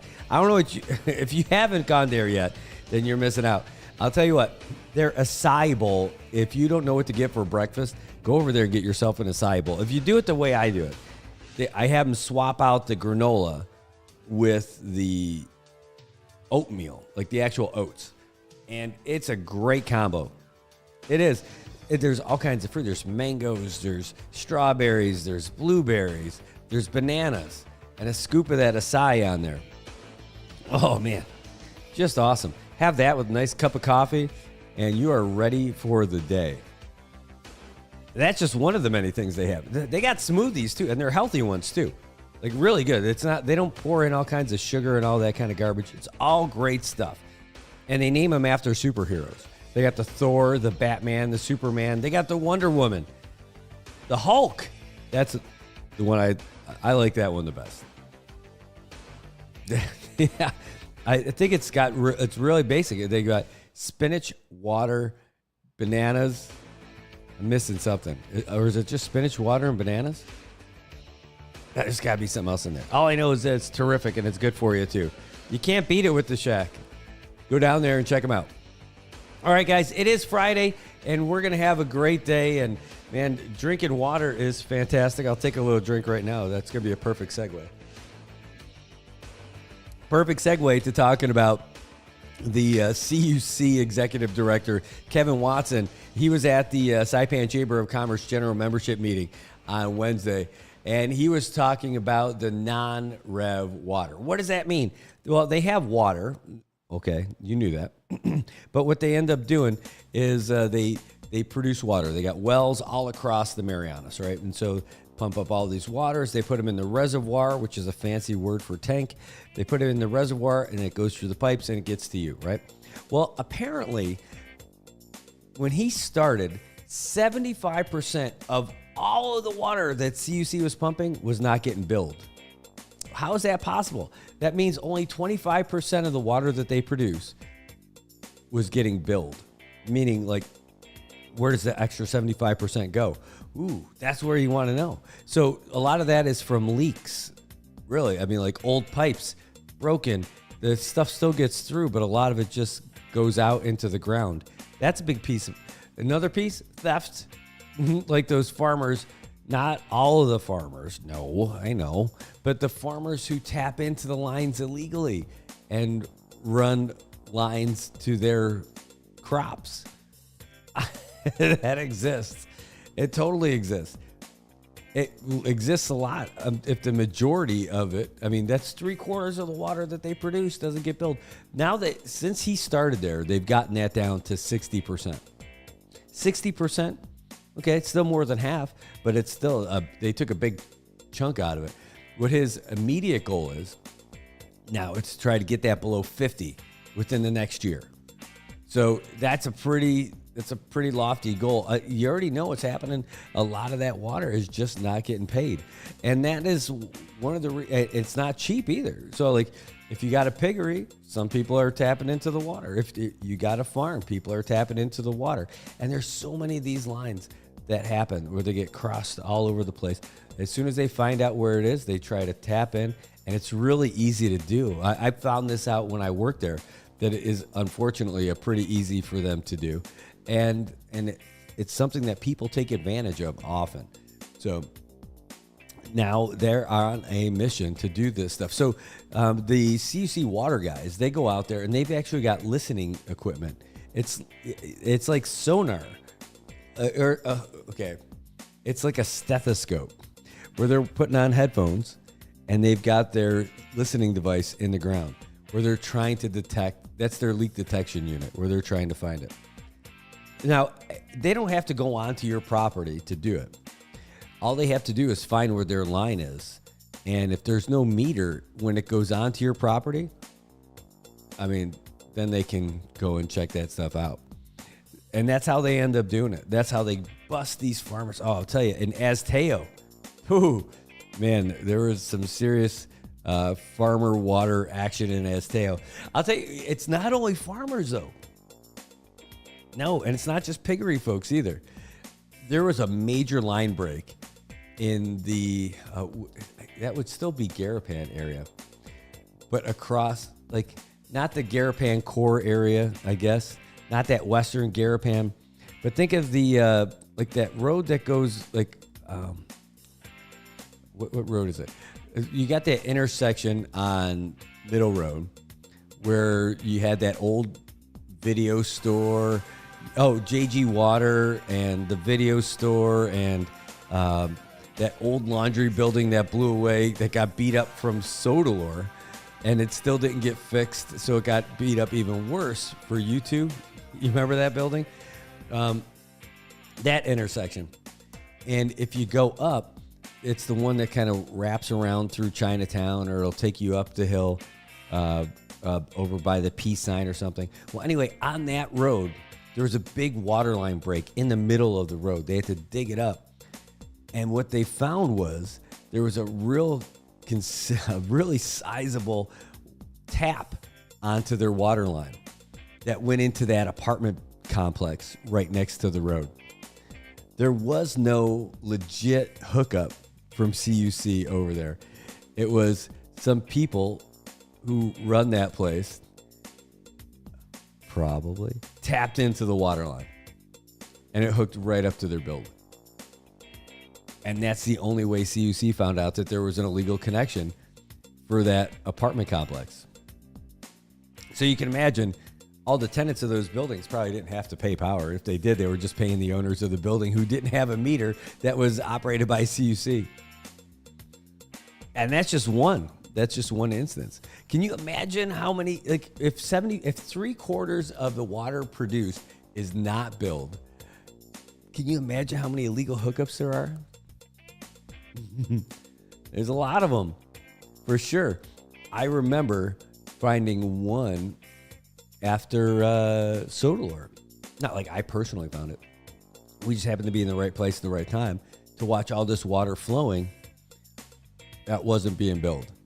We watched it filling up somebody's apartment reservoir that was not being billed at all. So they have been getting water for years without having to pay for it. And we only found it because we were trying to isolate lines. Like, they should not have been getting water, but it was flowing. So basically, CUC didn't even know that those pipes were in existence. And when CUC was trying to get current on, or just trying to really shore up all the connections so that they can generate water pressure and everything, it's really a case of the typhoon really helped us get better at doing the service. They found all those illegal or improper connections to get everything fixed up. Well, anyway, that's where we're at right now. So he said that we were at 75% when he started in 2023. Now they're down to 60%. And in the next year, he's going to try to get under 50. That's pretty good. Really, it's great. And they call it, the strategy is SWIMS, go figure, for water. Sustainable Water Infrastructure Management Strategy. That's good stuff. And hopefully he ends up doing it. I mean, can you imagine if he reduces the amount of non-revenue generating water production by 20% in the course of like 3 years? By 25%, by a quarter. That's pretty awesome. Hey, Chris is way in. He said he used to be a safety tech for a CUC that investigated illegal hookups. A lot of them, right? There are a lot of them. I didn't think it was possible, because how are you going to turn off the water? Well, it turns out you don't have to turn off the water to make it happen. You just let that stuff flow. I don't want to give you the how-to do-it-yourself illegal hookup guide. Suffice to say, it's possible. And there's a lot of people out there who have done it and continue to do it. Well, our new executive director, who was the water guy, water is going to be a focus for him. By the way, it's so funny because it gets a little tribal over there at CUC between the power and the water folks. Who's more important?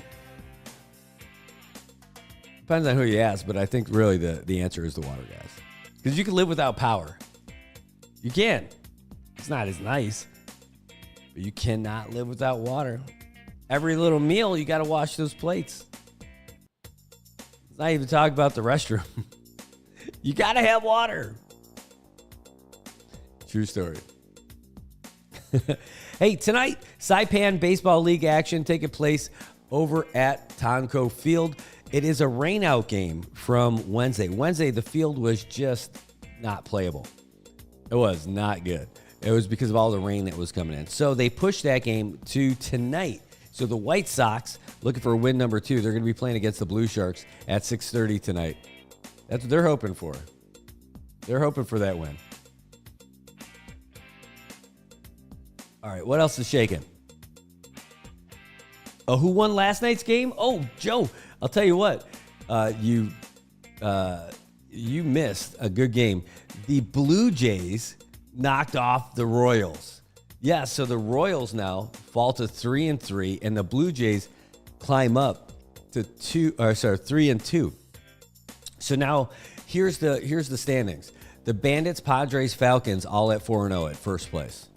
Right underneath that by a half game, the Cardinals at 4-1. That's the top 4 teams. Now here's the next 4. Sandlot, Braves, Blue Jays all at 3-2. And a half game out of that, the Royals at 3-3. So that's your top 8 teams.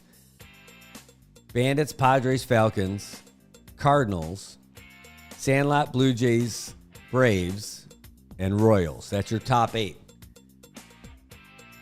The bottom 5, you got the White Sox, D-Niners, and Bears all at with 1 win. White Sox are 1-3, D-Niners and Bears at 1-4. Natives at 0-5, Blue Sharks at 0-5. And man, you know that D-Niners games, oh man, there's like 2. They're at least they should have two more wins. They could have had 2 more wins. The D-Niners could easily be 3-2. The Bears could be too, because they're really good. Oh, what was the score? Score was 4-2, Joe. Yeah, the Blue Jays won 4-2 over the Royals last night. In fact, let's see. Let me see which one I got here. Yeah, so the Blue Jays, they didn't score anything in the first 2 innings. Then they scored in the 3rd, nothing in the 4th. Then they got a nice 3-run 5th and nothing in the 6th. But they took advantage of some errors for sure. There were some fielding errors where we got started. Their 3-run. So the best thing about baseball is looking at the box scores. You can see the whole game. So the Blue Jays started off that inning getting hit by a pitch. Which one is it? Oh, Adam Salalila. He ended up getting hit by a pitch. Frankie Lieto, fielder's choice, but bad. So that got the That got Salila out, but Frankie made it to first. But then he made it to second, made it to third. I mean, all on errors. Alfred Magnolia, again, another bad throw from the shortstop. And next thing you know, he ended up getting thrown out. But Frankie made his way around the bases with errors. James Salila ended up reaching on another error by the shortstopper. And at this point, Mark Villagomez comes up. Again, he hits into a fielder's choice that got Alfred out. But Mark scored, James scored, and Frankie scored. And a lot of errors going on. There was a good hit by Terrell Robigo, but then another fielder's choice is how he ended up getting the second. And Jesse Mesa, he ended up hitting the second, 4-3 and the inning. So, how'd the Royals do?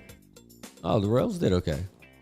They scored one in the first inning, and then they scored one in the seventh to try to creep up, but they couldn't come back.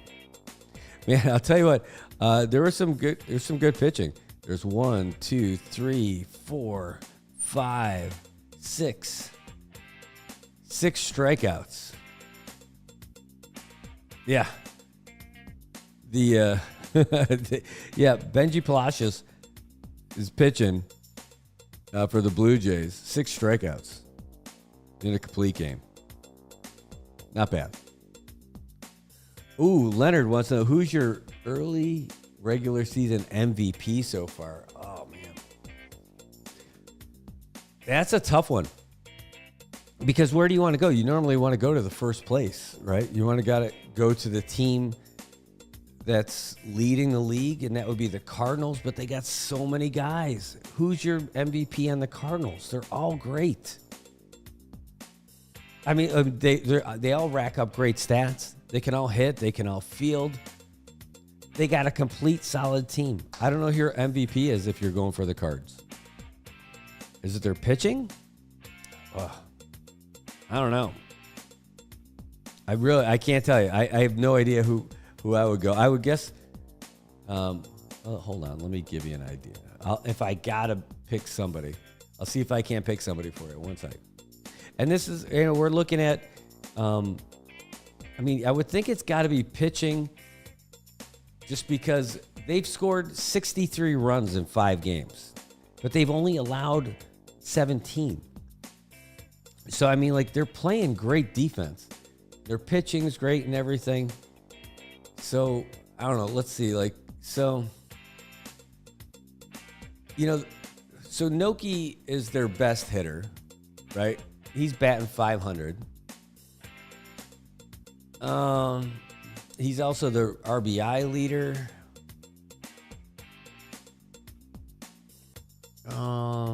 Man. I'm looking. You got some power hitters, too. He's also scored 9 runs. But I think, if I had to do it, I'm going to say you got to go with their pitcher. You got to go with KJ. He's the guy, right? He's pitched 11 innings and no earned runs. Yeah, I know you could make a big case for AJ with the Falcons now, too. But I think maybe if there's going to be one, I think you got to go with the pitching, and you go with KJ. He's got 14 strikeouts. He's no earned runs. He's only given up 7 hits in 2 games. So that's who I'm going. I'm going with the pitcher. I'm going to go with KJ Villagomez. What do you think? Tell you what, in a losing effort, Joe, I got Joe Attila in the D-Niners game this week. I think, I'll tell you what, if you guys play a 9-run game, you guys would have took him. And I know you would have kept pitching, too. And you were still pitching strong all the way through your 7 innings. And that would have been a great way to finish out, too. And I would have been there for it. Would have been terrific. All right, so you asked who my early regular season MVP. I'm going to go with the pitcher. I'm going to go with KJ Villagomez. Maybe, I don't know. It's tough. It is still early, Said, I think you should add that segment, Player of the Week. That'll be dope. That's a great idea. Leonard Sablon gave me an awesome idea. I'm writing it down. Hold on. Player of the Week.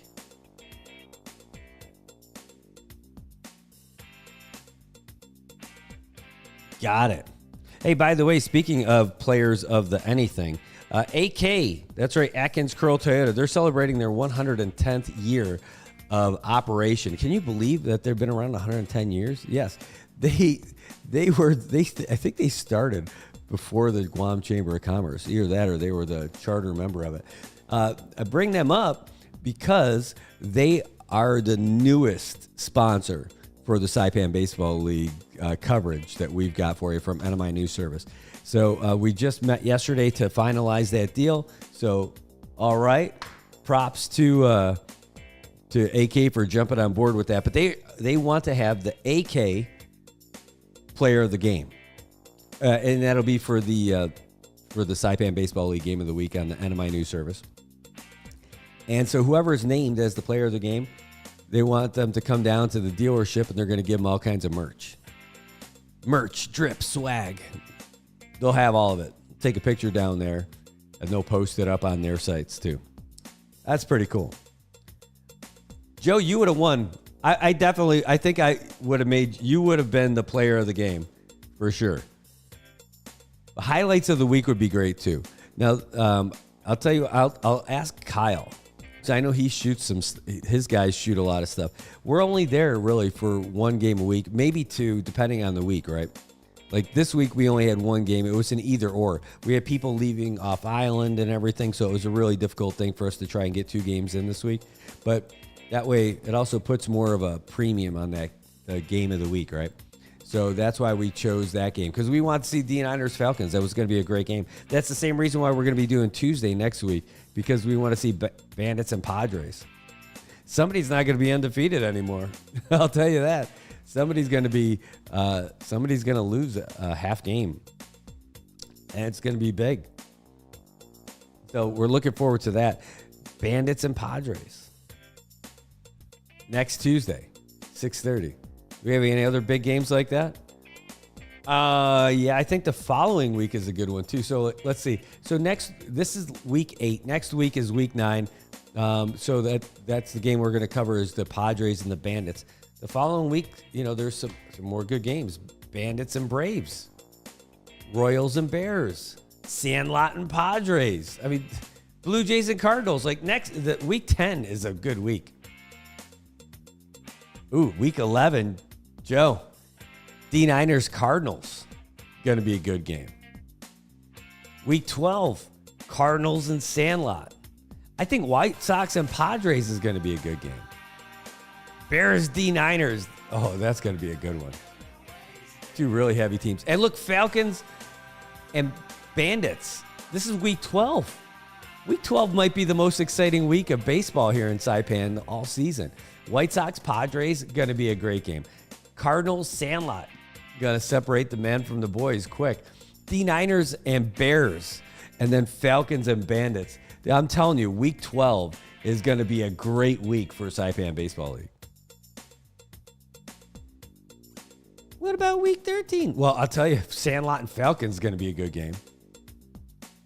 What's the game for week 14? Padres, Falcons. Sandlot's playing D-Niners too. White Sox and Bandits. Those look good. How about the week 15? Royals, D-Niners is going to be a good game. Padres, Braves. And last week of the season, we got it highlighted. Cardinals and Bandits going to be a real good one. White Sox, Falcons. Padres, Royals. D-Niners, you guys, last week there's a game every day. Monday through Friday. Monday's White Sox, Falcons. Tuesday's Cardinals, Bandits. Wednesday is Bears, Braves.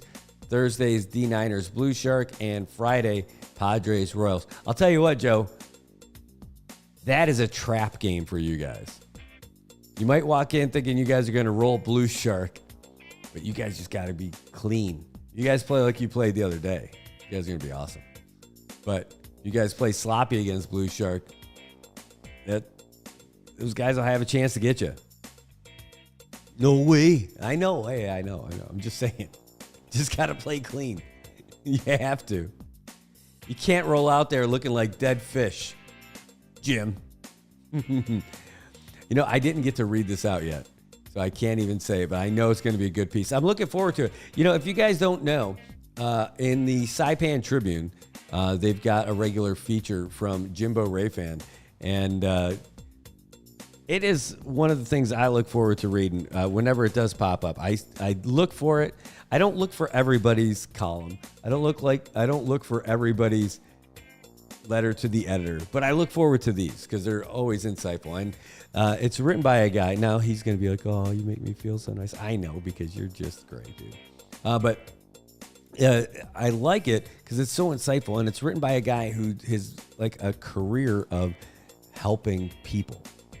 I love it. I mean, he used to run an Posse, which is all about helping people advocate for themselves. People who should have reasonable accommodations made for them.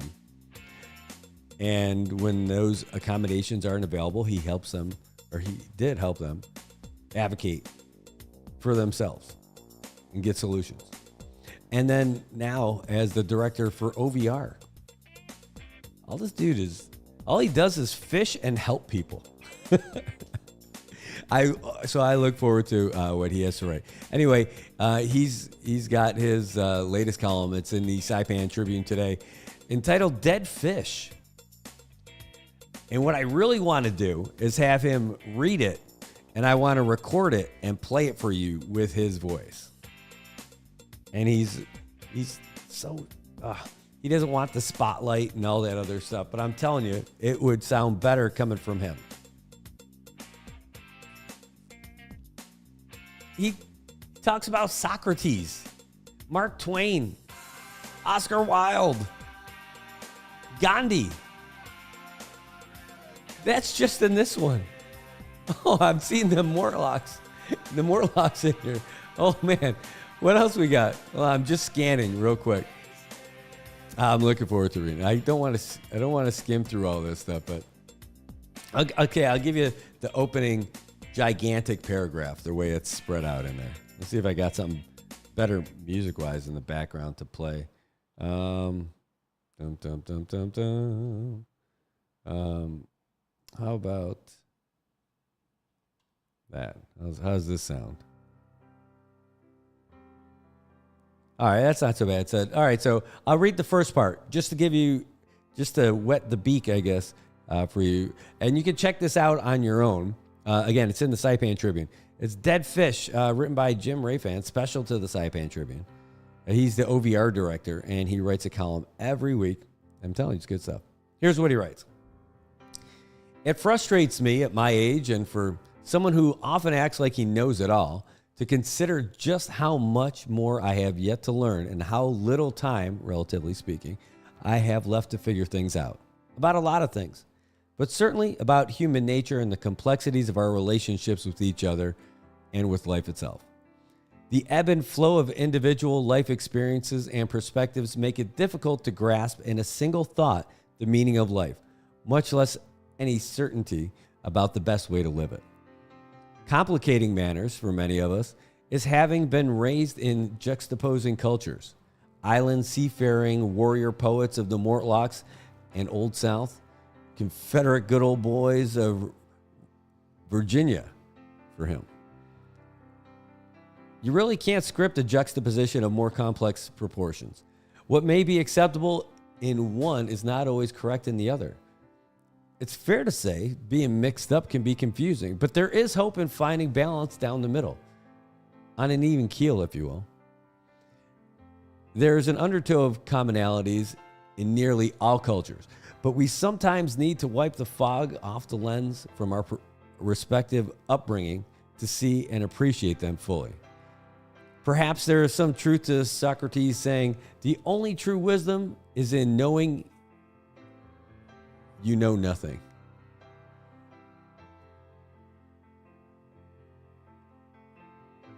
but it can be a hard pill to swallow for those of us whose egos and self-worth are hopelessly and inextricably linked to what we think we know.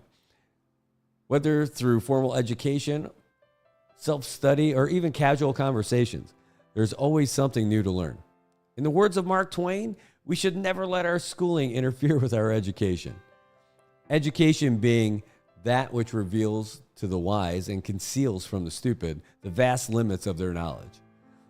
The process of learning is a journey with no end in sight. Humbling though it may be, some of us need regular reminders to get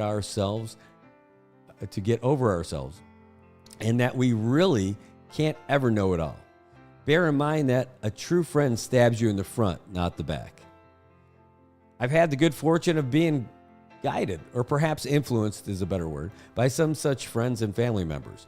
Professionally speaking, I learned early on the disadvantage of surrounding myself with sycophants and made a concerted effort to engage with people who put fiduciary duty over personal kinship and said what they felt rather than what they thought I wanted to hear. My mentors, whether they knew I thought of them as such or not, co-workers, bosses, board of directors, and the likes, were never impressed by egocentrism and kept me grounded in humility as a virtue. They, I won't name names because the list is long and I don't have their permissions, they instilled a sense of value in looking beyond myself, arguably the most rewarding life lesson for me today. I hope everyone can grow in their respective careers and in life in general, surrounded by people who challenge and hold them accountable to elevated, albeit intangible standards as such. I'm doing my best to pay it forward. And no, it isn't easy to take criticism, constructive or otherwise, especially for the prideful, but each can be a learning opportunity for good, bad, or indifference. It's no exaggeration to say I was years deep into executive management career before I understood or at least became more sensitive to the importance of decorum. It took someone telling me directly that he didn't appreciate my childish antics, including but not limited to sarcasm or other lame attempts at being funny, at least not in my official capacity. Again, what is funny to some may be offensive to others, and if you choose a life of public service and genuinely want to do right by the community you serve, then you will consider the collective good beyond your own. One of the many odd variances and ongoing challenges for me between my respective cultures comes in the form of a handshake. As a young Mortlockese boy, I was taught when greeting another, especially our elders, to offer a soft handshake with a light grip and a slight bow, with no direct or at least no prolonged eye contact as a sign of respect. That stare and hard grip was a Namaiki, he's going to have to help me with that one, or a challenge to a fight. Similarly, the Chamorro or Carolinian Faningi, sometimes with a light hold onto the elder's hand. Conversely, it's an insult or a sign of disrespect for a true Virginian gentleman who doesn't get a firm handshake and a direct eye contact when being greeted. The dead fish handshake, as we call it, was a favorite among older fraternity brothers in welcoming young pledges to let them know how worthless they were before being inducted. And if they made it through what for my brothers and I were in a 6-month pledging period. Point being, for emphasis, is that what is good for one may be insulting to another, and nowhere is more important to understand than in the greatest melting pot in the world. Coincidentally, some of my challenges for many in the population of individuals with Coincidentally, some of the challenges for many in the population of individuals with disabilities served by the Office of Vocational Rehabilitation, otherwise known as OVR, namely persons with autism, are eye contact and or physical touching, including handshakes sometimes. Common characteristics of persons in the autism spectrum often include an aversion, if not resistance, to physical touch or eye contact. And there are exceptions, of course. Given OVR's mission to get said individuals into competitive integrated employment, those characteristics alone can become barriers, particularly in private industries built largely on firm handshakes and such. due to the lack of understanding or appreciation for a person's worth beyond the drive for conformity. The same is true for barriers due to cultural proclivities. A passing thought on that point, and cultural taboos as a word of caution. For some islanders, I could say Mortlockies, Chukies for certain, and I think for culturally sensitive Chamorros and Carolinians as well.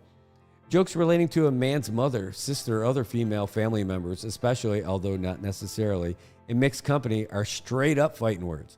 No ifs and no buts about it. Coincidentally, my first fight upon moving to Virginia started over a Joe Mama joke that I took personally on instinct, and though I have since learned to take it as a joke, as Americans like to say, others still may not. Truth be told, much of what I think I know today has been learned in trial by fire or on the fly, picking up tidbits and pieces of wisdom from people far wiser than I could ever be. More often than I'd like to admit, I've had to learn from my mistakes. In the spirit of finding commonalities between juxtaposing cultures, Mahatma Gandhi said the simplest acts of kindness are by far more powerful than 1,000 heads bowing in prayer.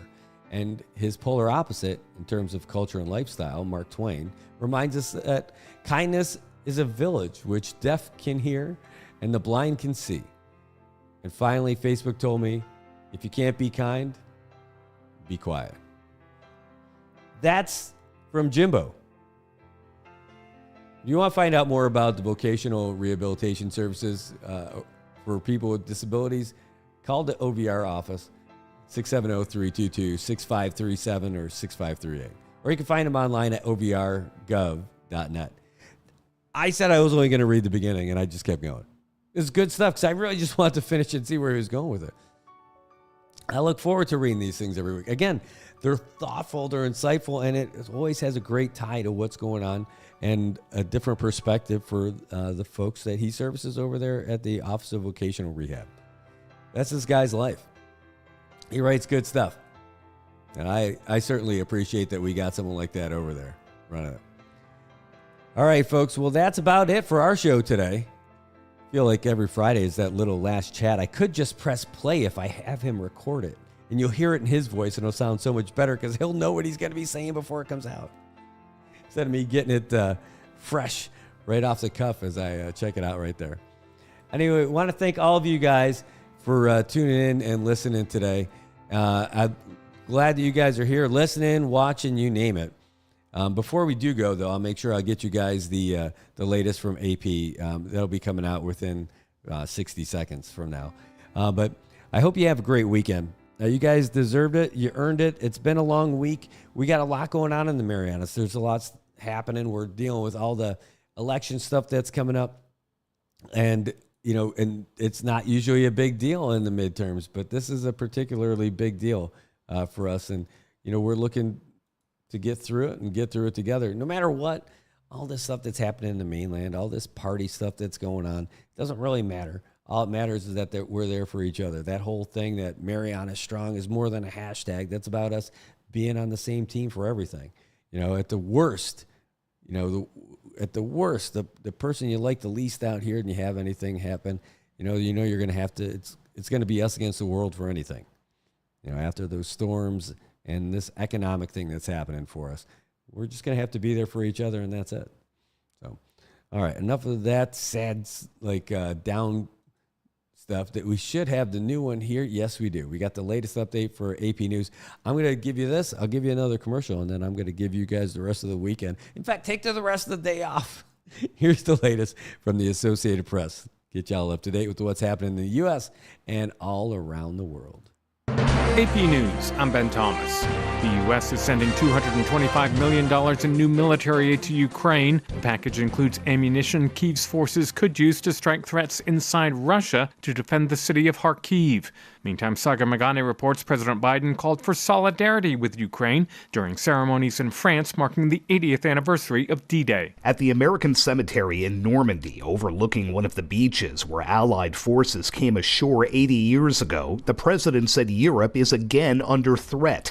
And like the greatest generation, this one must fight back. To surrender to bullies, to bow down to dictators, is simply unthinkable. And abandoning Ukraine would mean forgetting what happened in Normandy. We will not walk away. The president said the D-Day anniversary provides a strong reminder. World War II was not won alone. Alliances make everyone stronger. A lesson that I pray we Americans never forget. Sagar Magani, Washington. Palestinian health officials say an Israeli strike on a school sheltering displaced families in central Gaza has killed at least 33 people, including 23 women and children. Israel claims the school was being used as a Hamas compound. Spokesman David Menser. We assess that 20 to 30 terrorists were in the compound at the time of the strike. We targeted with precision strikes on the specific classrooms. Juliette Touma is with the UN Agency for Palestinian Refugees. These are United Nations facilities and they are protected by the rules of law. And far too many times during this war, there has been a blatant disregard to international humanitarian law and to the laws of war. The number of Americans applying for jobless claims rose last week, though layoffs remain at healthy levels, and mortgage rates eased a little. The average 30-year now just below 7%. This is AP News.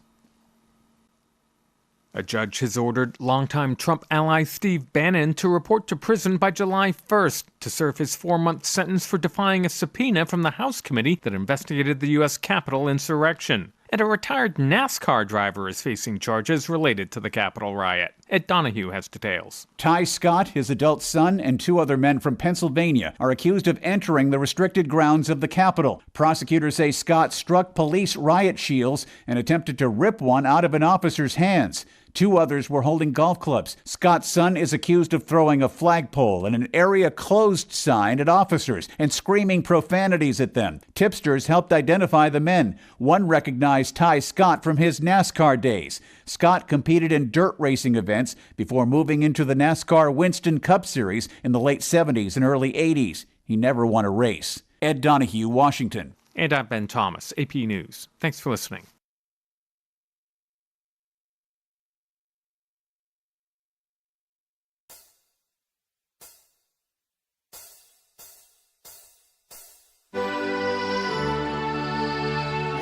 All right, everybody. Thanks again for tuning in today. It's been another great one. So glad I get to be here with you guys every morning. Again, 7 a.m. Man, am I going to have to start making this thing start earlier? Because I think that's where we're going with this. Oh, my gosh. Got to wake up earlier? Oh, I don't mind. Do I have to go later, too, though? That's the question. Is it better to go later and start earlier? Well, I've made up my mind. I ain't wasting no more time. Here I go again. Oh my God, this old banger from the 80s. Oh yeah. I know you're thinking about it. I don't know all the words, but just another heart in need of rescue. All right, we're not singing the whole thing. I promise. All right. Hey, thanks for tuning in, everybody. It was a lot of fun to be here with you guys today.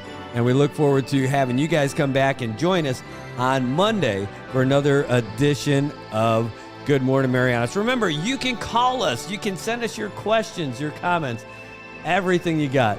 I know, Ann, I'm telling you, we're not going to do a whole lot of karaoke, I promise. But I was having a great time listening to some old songs the other night. And I'm like, man, I got to at least get those instrumentals out here so we could talk about it a little bit. Karaoke. Man, that'll definitely get people either to tune in and laugh or tune out and move on with their lives. Either one's going to be okay. All right, guys. Hey, if you got nothing going on tonight, well, first of all, don't worry about it. Make your way down to the ballpark. You're going to be able to see the White Sox and Blue Sharks tonight. They're going to be replaying the game that got missed on Wednesday because of the field conditions. So as long as it stays dry and sunny today, the field should be nice and green and ready to go as they get out there. All right, guys, that really is it. You got the latest update. Now get down to the shack and go have some good food. Try them out for lunch if you haven't already. All right, guys. Take care. Have a great day. Great to see all you guys. We'll see you on Monday. And go subscribe on YouTube. We're trying to get to 1,000. Have a great weekend. Now I'm really leaving.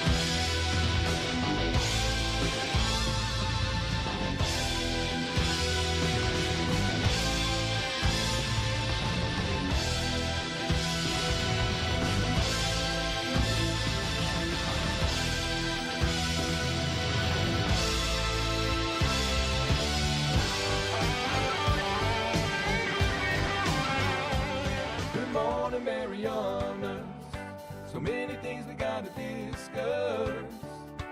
Happy day, Tirawamian greetings to Rhoda, Guam, Saipan, and Tinian. For all your island news, from a beautiful place with Pacific views, it's always so much fun on Good Morning Marianas.